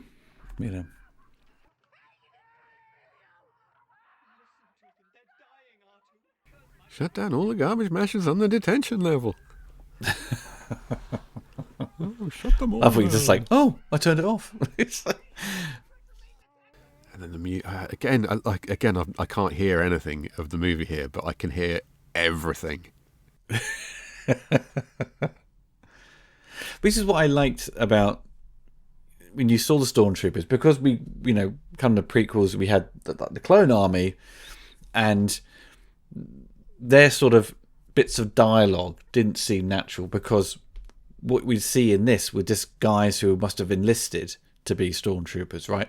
So you hear them talk about, oh, hear that, the new gun or something like that. They're talking about the social conversations they would have, which I quite liked. And I think they'd try and bring that back for the new ones, but under Lucas's direction for the prequels, we just didn't have that anymore. They didn't feel like these guys had enlisted to be part of the Empire. They were just clones. Well, so this is something I've never known for certain. Well, obviously, before the prequels came out, there was no talk of them being clones. They were obviously just recruits in suits, just army people. Is there a lore explanation as to whether or not these Stormtroopers are also clones? I don't know. Do you know? I'm gonna Google that. The amount of years that have passed from Sith to A New Hope isn't that much. I mean, what is it? 15 years, 20 years? I don't know the numbers, but it's like 16 or something. Yeah, something like that should still be clones, right? I mean, look, the fact that they're all in the same armor and they're all presumably meant to be the same size and so on. Yeah. Oh, I just love that matte painting as Harrison Ellen Shaw's work there. But when Obi-Wan Kenobi talked about Luke's father and the Clone Wars, in your imagination, what did you think the Clone Wars was? Yeah, I didn't have any idea. It was just this, very evocative, strange sort of thing that. Yeah, because you just thought, Clone Wars, what is this? And then when we do see it, it's like, oh, I don't like that. It's not what I wanted. You just don't know what you want, because your imagination for what this war was just offer a quick line of dialogue. But what what will you extrapolate out of that Yeah. for a movie? And it's just naturally, it's clones. There's clones of dudes that are going to be stormtroopers. That bit always made me laugh though, when Harrison just like charges down and sees like all these guys. Obviously, in the original one, there's like what 8 dudes there. It's like screams. The stormtroopers in Star Wars A New Hope are not clones. The Empire made the change for a number of reasons, including cost. Clones were expensive to produce and raise. Lifespan, clones had a limited so they're not clones. Well, they don't actually say it in the film, so that's just made up fan bollocks, right? Who fucking knows? One of my friends, who I love dearly, but when it comes talking about Star Wars, and he starts going, "No, it's not in that. Well, it's mentioned in the book, mentioned in that." I'm like, no. If it's not in the films, absolutely, it doesn't exist. It's made up fan bollocks, and it's all made up anyway because there's a. Well, obviously, it's all made up anyway. But I mean, it's all made up. Wait, this is not real. Well, it might be. It was a long time ago. But famously, there is like a central depository of all Star Wars knowledge. I can't remember what it's called now, but it's got some stupid name in at Lucasfilm. This is before he sold it on to Disney, so I don't know if they abide by it as well. No, they do, because whenever there was a new movie, whenever a prequel came out or whatever, they'd go into this absolute database of solid lore and just change stuff so that it fitted. And loads of books have been discarded from the lore as a result of this. And so, like, even obviously it's all made up, but even once it's been made up, it can then be officially unmade up and changed anyway. A new movie next year could be a story about how all these stormtroopers are indeed clones, for all we know. I mean, I do it just to wind him up. You know what I mean? Sort of saying that. Because, for the average person, if things aren't explained correctly in the film, then that's the writing's problem, right? I shouldn't have to read a book to find out what this kind of does and whatever, right? But with all things that have a fan base, there's always going to be extended universe to these things, extended lore and like rules and stuff within the system, which is kind of fun to know about and to understand this universe more clearly. But when it becomes a little bit like, okay, this fan's a bit on the spectrum, made some crap up, and now this is what everyone believes in, it's just like, no, it's not. It doesn't make sense. People, especially once they get that hardcore, people need answers, and they'll just invent them if they have to. Yeah. I think what everyone always complains about, especially when younger people go see Star Wars, they go, the lightsaber fight is boring and rubbish and slow. And there's a great edit of this. I think there's like someone had modified it with CGI, but it's a really like elaborate, crazy battle. It's really well done with CG. But to me, the sort of clunky fighting, it's fencing, isn't it? Right? Mm. But it's the dialogue that grips you. Yeah. That's what I like. Oh, of course, yeah. Yeah, no, I've never had a problem with this fight. I've never thought... because apart from anything else, the fights in Empire, or the fight in Empire and then the fight in Return of the Jedi are such obvious steps forward in terms of how elaborate they are and so on, that it's just part of a nice natural arc. Yeah. Like you say, if you start with Phantom Menace and that ridiculous explosion of fireworks that is the gymnastics-based fight scene at the end, it's like, yeah, if you start there and then watch this, it's going to be... But that's just Lucas getting carried away.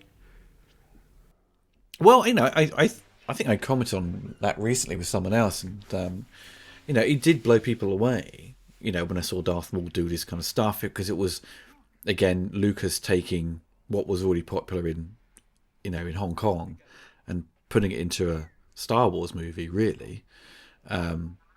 But when you see it in retrospect, it's just overly choreographed, where the emotional impact of those fights in this Empire and Jedi because those strikes are like the lightsabers feel heavy, as every strike means something. Where the prequels, it was just a lot of kind of like Attack of the Clones, are just constantly spinning their lightsabers, showing off. It just became yeah. Yeah, it's just a fight is an extension of character, or should be as well. And there's so much history between these two characters, even though we don't necessarily know it, we sense it, between Darth Vader and Obi-Wan Kenobi. And you're only a master of evil, Darth. These lines like this that's what that fight scene's about. It's an extension of their relationship, of their characters. That's the purpose it serves. Whereas the one at the end of the Phantom Menace is just a spectacle. It has no real meaning. There's no dynamic between those characters that we're aware of or interested in, or in my case anyway. And one of them's going to get killed as well, because that's why there's two of them. And Darth Maul, a guy I used to work with, has always maintained that the great untold story in the Star Wars universe is Darth Maul's. And I can't think of a less interesting villain character at all than Darth Maul. He looks cool, and he's got a double-ended lightsaber, and that was kind of cool when he first came out, but it didn't stand the test of time. That's the figure everyone wanted, He just looked cool. That was it. It's the Boba Fett syndrome. Yeah.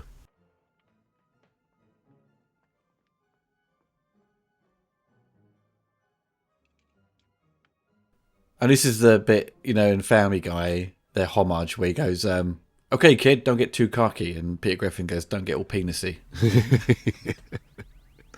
Always made me laugh. Was that the same footage? Look at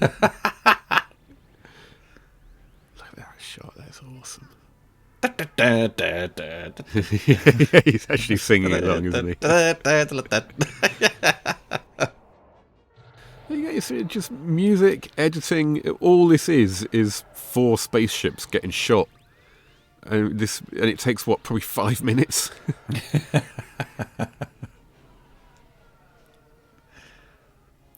Hear me, baby, hold together. Don't worry, Artie. Did you know Artie was originally going to talk? What sort of voice was it? They even in some of the scenes they shot, I don't know if it was the whole movie or just some of them, but actually had Kenny Baker reciting the lines inside the box, and a lot of 3PO's reactions are he's actually reacting to dialogue that was said rather than the beep beeps. I know Kenny Baker had a line in Willow, where he's like, someone says, someone's got to leave their little town and go out to sort of take this baby somewhere. And Kenny Baker just goes, "Well, who do that?" In the background. I saw him once outside HMV on Oxford Street smoking a cigarette. He looked massive in his hands.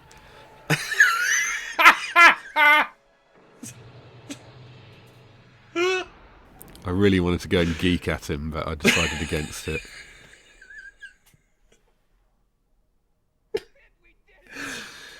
Oh dear. He's meant to be a really lovely guy, though, and there's a bit of needle between, or there was a bit of needle between him and what's his name, Anthony Daniels. Yeah. Who's a little bit of a snob, I think it's fair to say, when you see him interviewed. Super posh, I mean, he whenever it's brought up, he almost says, "Well, why should I associate with him? He's not an actor. He was just a man in a little box."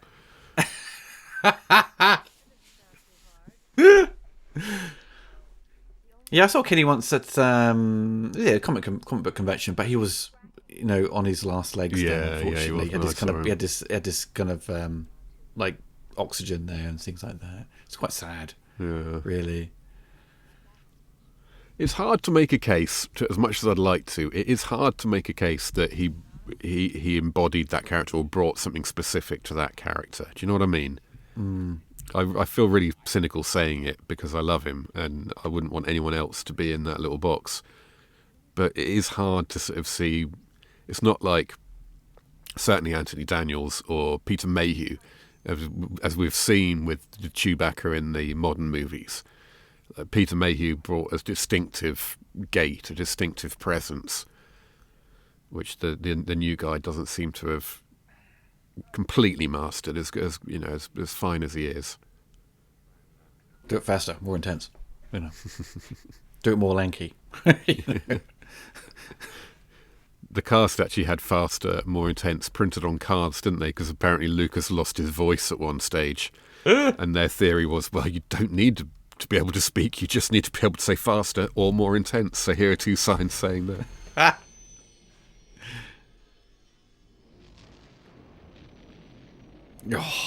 Because when you got a low budget, to make things to improve the movie is the sound design and the music.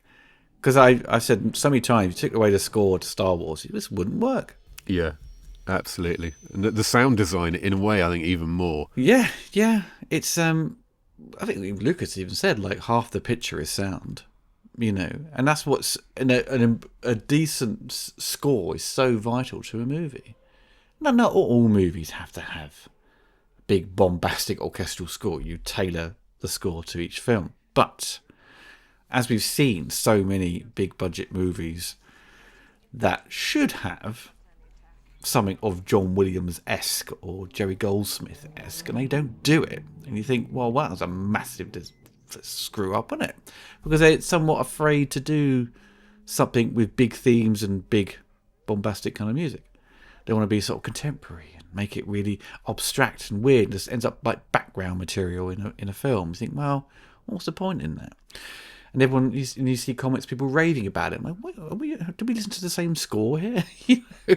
What's that in Star Wars TV shows?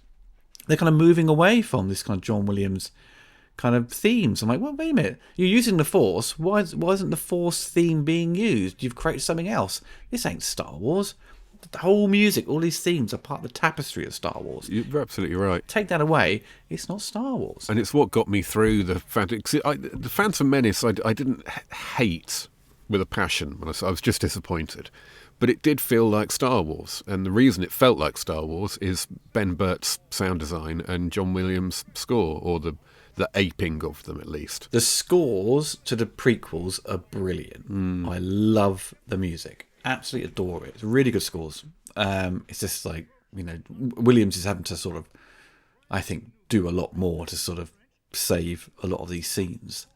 Because as Jerry Goldsmith would say, they say, what if the scene isn't working? Then I've got to do a better job, to make it work. Yeah. It's very true, isn't it?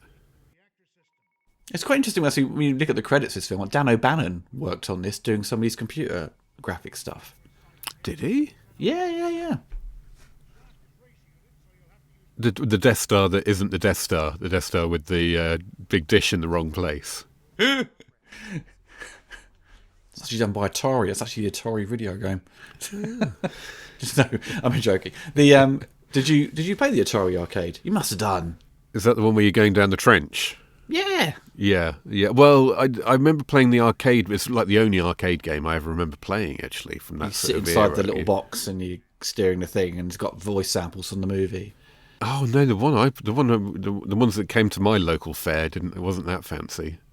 I think you just stood at it, as far as I remember. But yeah, it's just flying down the trench. Yeah, there was a stand-up one. Yeah, you could play. Yeah, we've just inherited a PS4 from a friend of mine who's updated. This is how up to date I am with game consoles. I've just got a PS4, and my son just will not stop playing Star Wars Battlefront, and it does look freaking awesome. Actually, I would have gone nuts for a game like that back in the day. That's not a game's not too bad. I mean, when you're on Hoth, it's quite cool. Yeah, that's what I've seen him doing. Yeah. I always wondered, when Han Solo's got he's been paid. What's in that? Is that gold? Yeah, I know what you mean. It's credits. Credits. What are these credits? What do they look like? Yeah, it's the script requires credits to be something big and heavy enough to take at least 30 seconds to move a lot of to allow for that scene to happen, basically. I think you do see some of the money, don't you? I think the Mandalorian, they show you the money. Oh, they must do, yeah. Yeah, it's kind of weird metal things with like colour to them. But what I remember, I guess.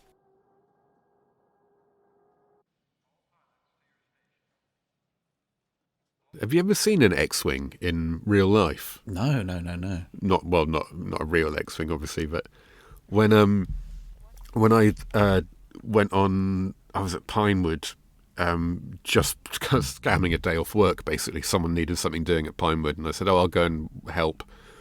I just spent the day walking around Pinewood, but they were shooting Rogue One at the time, and in the big outdoor set there. They had security all around, making sure no one could take pictures and so on. But it was just, I don't know, I can't remember what scene it is, but it involved a full-scale, full-blown X-wing sitting there parked. And they're fucking striking things. It's very exciting to see like screen legit X-wing in the flesh. Do you remember, I think it's the making of, I think Red Dwarf season 7 or something like that. But they were filming at Pinewood. Or maybe sort of Leavesden, I can't remember now. But Ed Bye had said they'd set up this kind of model shot, and then the guys in the Phantom Menace, the FX guys, walked past, looked a bit unimpressed, and Ed's like, "No, it's supposed to look like shit."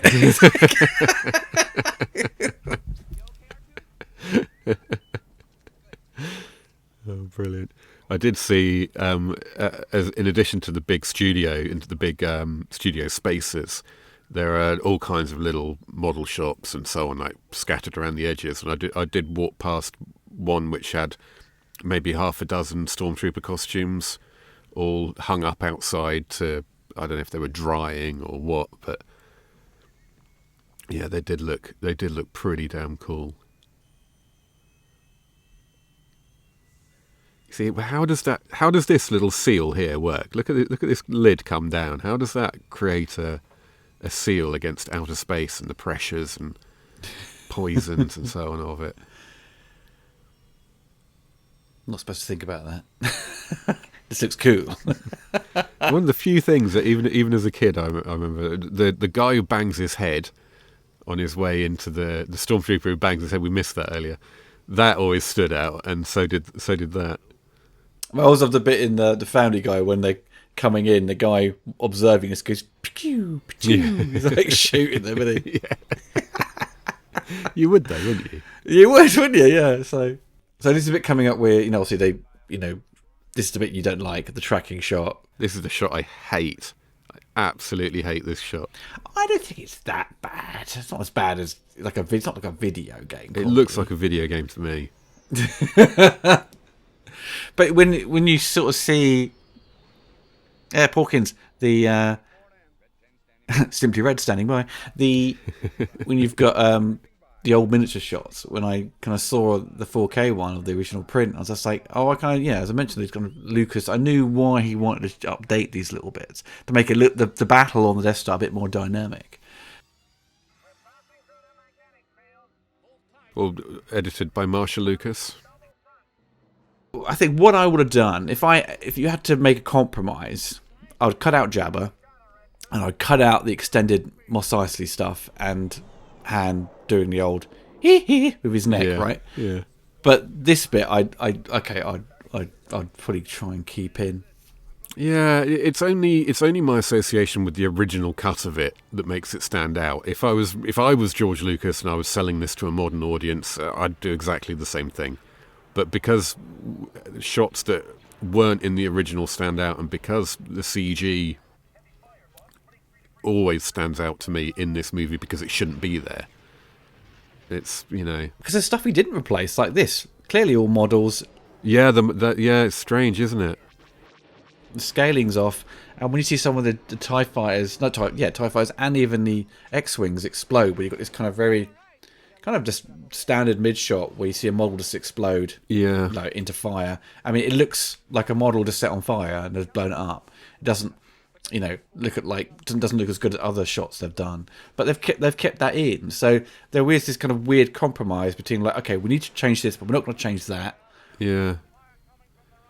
That looked like that looked like the model of there was a shot then of two Star Destroyers like, swooping in, and we see them from behind, and that looked like a miniature Death Star with something like deliberately comped in over it that didn't look very well. It looked like the original footage then. Did you say Star Destroyers?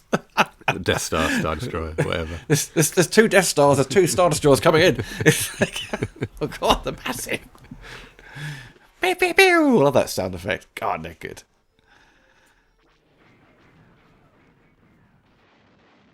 I love these little things in the background where the guys are monitoring these big green screens of glass. Like, what does this mean? You're like, what am I looking at here? And then when they're looking at the Death Star, it's like a sort of sundial of this light where it's going to get like towards Yavin. You know? It's all we need. It's all we need, yeah. They might need a little more if they're actually trying to map a three-dimensional space on just a piece of glass, but it's fine for us.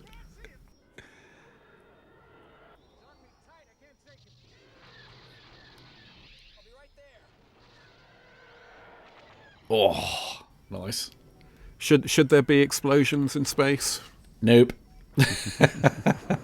But it would be very boring, without explosions. You know what I mean? There's a MythBusters episode where they look at this, and they came away deciding that if a spaceship blew up in space, there would indeed be quite a big explosion because they blew up some model spaceships in a vacuum without any oxygen in it, and there were explosions because inside the spaceships is oxygen, so that oxygen would explode. But then a laser hitting a surface, by that logic, shouldn't create any kind of fire, and there are occasionally such moments in this.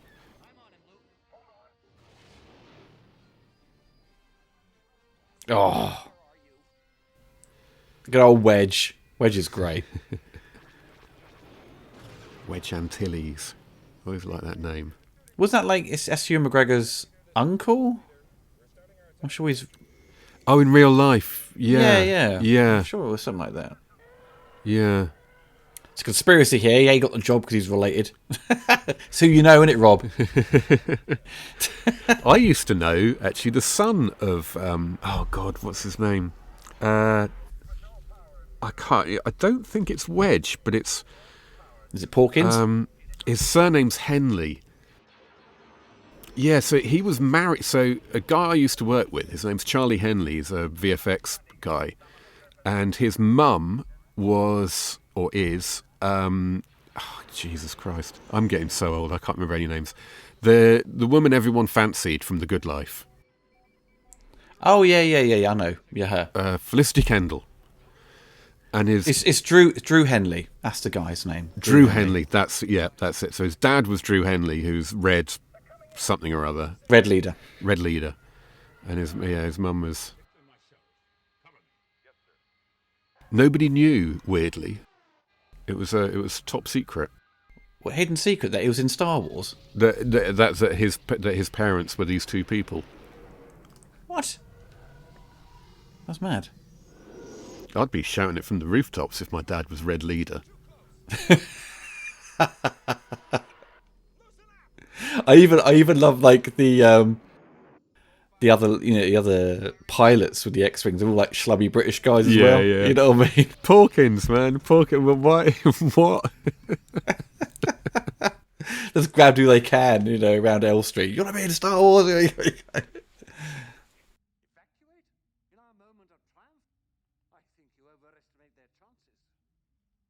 I always preferred... My favourite sort of sequence or part of this movie is probably the middle act, if I'm honest. It's probably the Death Star stuff and the escape from the Death Star.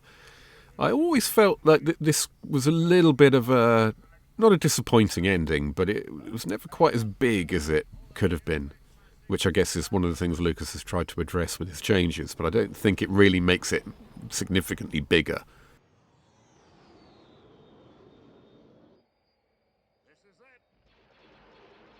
I never thought about it like that. It just has a great impact at the end when he doesn't need to use targeting. Yeah, he uses the Force. That's what it's all boils down to. Yeah, maybe it feels a bit rushed. Is I don't know. There's something that isn't quite as perfect as everything else. I think it should sort of cut back to Peter Cushing's character and more of that sort of Yeah, maybe more of them showing concern, or because we do get cutaways to Leia and to Cushing, but they're not substantial, are we? They're not actually doing anything. sort of react. They're just sort of either looking at something or just observing. Yeah, they're just reacting to stuff. They're not actually contributing anything to what's happening. It's very linear. It's the exact opposite of how Lucas ended up ending his prequel movies, where you're constantly chopping between 3 or 4 different battles, or whatever's going on. I love this bit here though. The guy who just missed, he's like, "It's the way," and then when he gets shot, he goes, "Ah!" towards impacted camera. on the surface. He's like, he pulls the greatest face.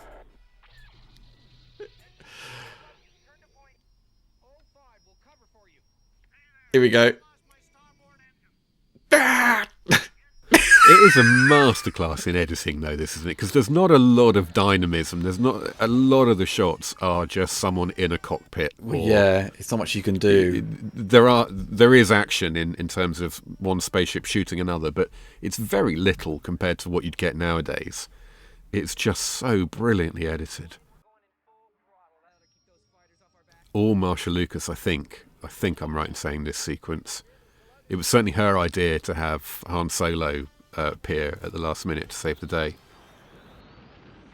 Yeah, because it's like he just ends up leaving because you think, oh, he's a bit of a dick, and then he comes back. He's like, That's yeah. a classic Lucas move. That, yeah, right. We're done with him. Right, that's that. Well, hang on, you're missing an opportunity here. I don't think anyone realised how popular Han Solo was going to be, for one thing. Was it Marshall Lucas's idea to kill off Obi-Wan as well, wasn't it? Oh, I'm not sure. I kind of some sort of idea she had about that.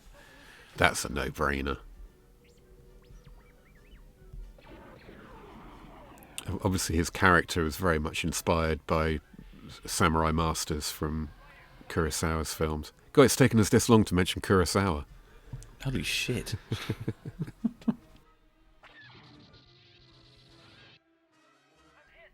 Oh, in the HD one, right? Wow, you can see like the David Prowse's eye through like the plastic. Really? Yeah, I saw it then. The first time I've ever noticed that. Oh, wow. Actually, it makes it more creepy. Actually,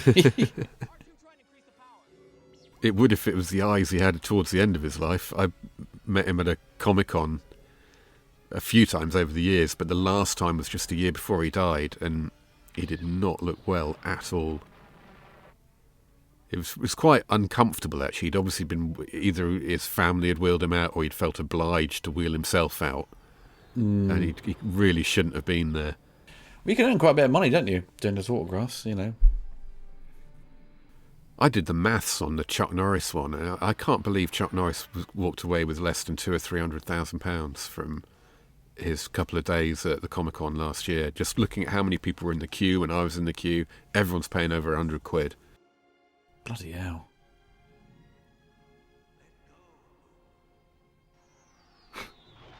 Look, you put your camera away. It's like one of those sort of Polaroid cameras, like the Insta.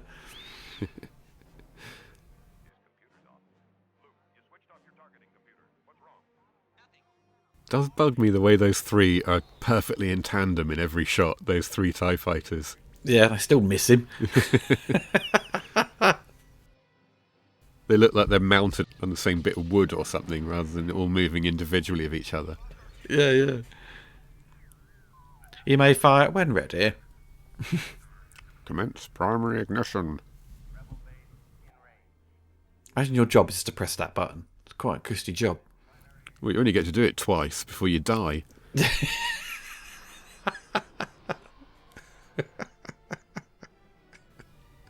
What? Oh, God, I've got to stop myself doing all the little noises and all the little lines. Really have to try hard.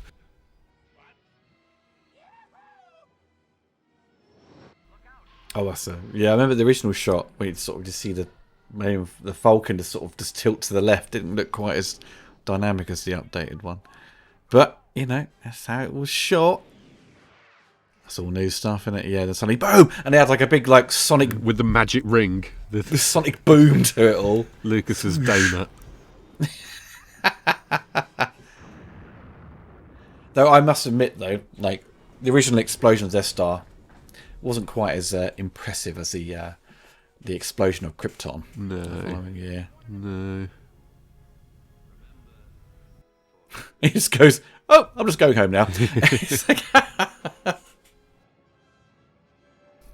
I love this bit here because you see the matte painting of, or the extension of all the other, soldiers there.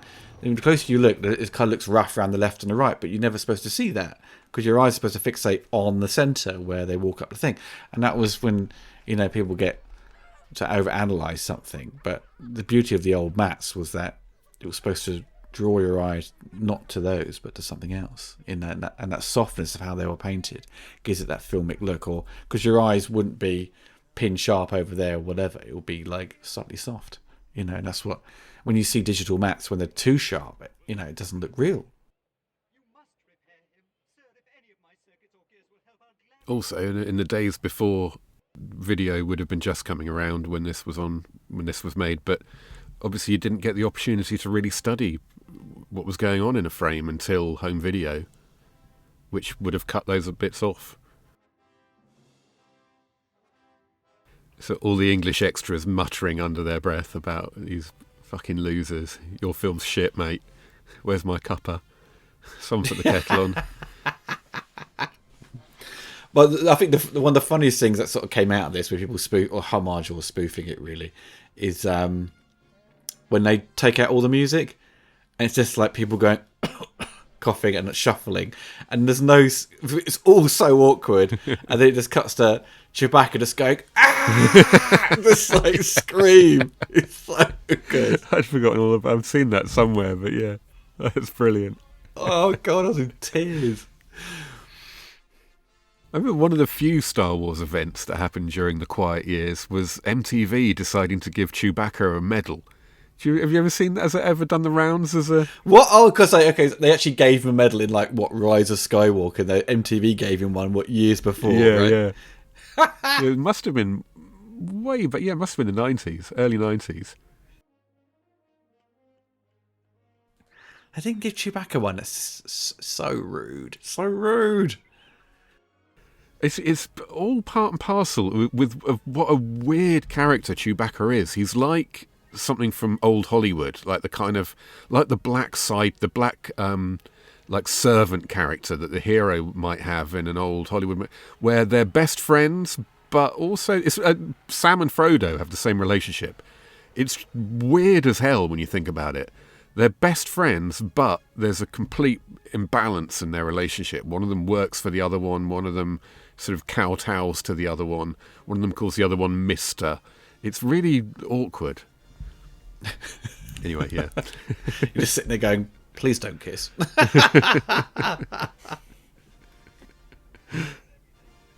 They have a lovely moment in the holiday special, actually, Han and Chewie. A very nice cuddle and stuff. It's really nice. What was it for? What was the celebration? I can't remember now how and why it happened. What was it called? What's the holiday called? Well, it was Life Day is the celebration, but yeah, it wasn't like Love Day or something. But not so lame, Well, so I guess we're doing the holiday special next, then, are we? Oh God, no! I'm not watching that crap. I'd rather watch that than the prequels. Well, we'll do Empire than Jedi. Then we'll see how we feel after that. It depends on if people enjoy these. You know what I mean? We have to sort of do it. Yeah, are there still fans of Star Wars out there?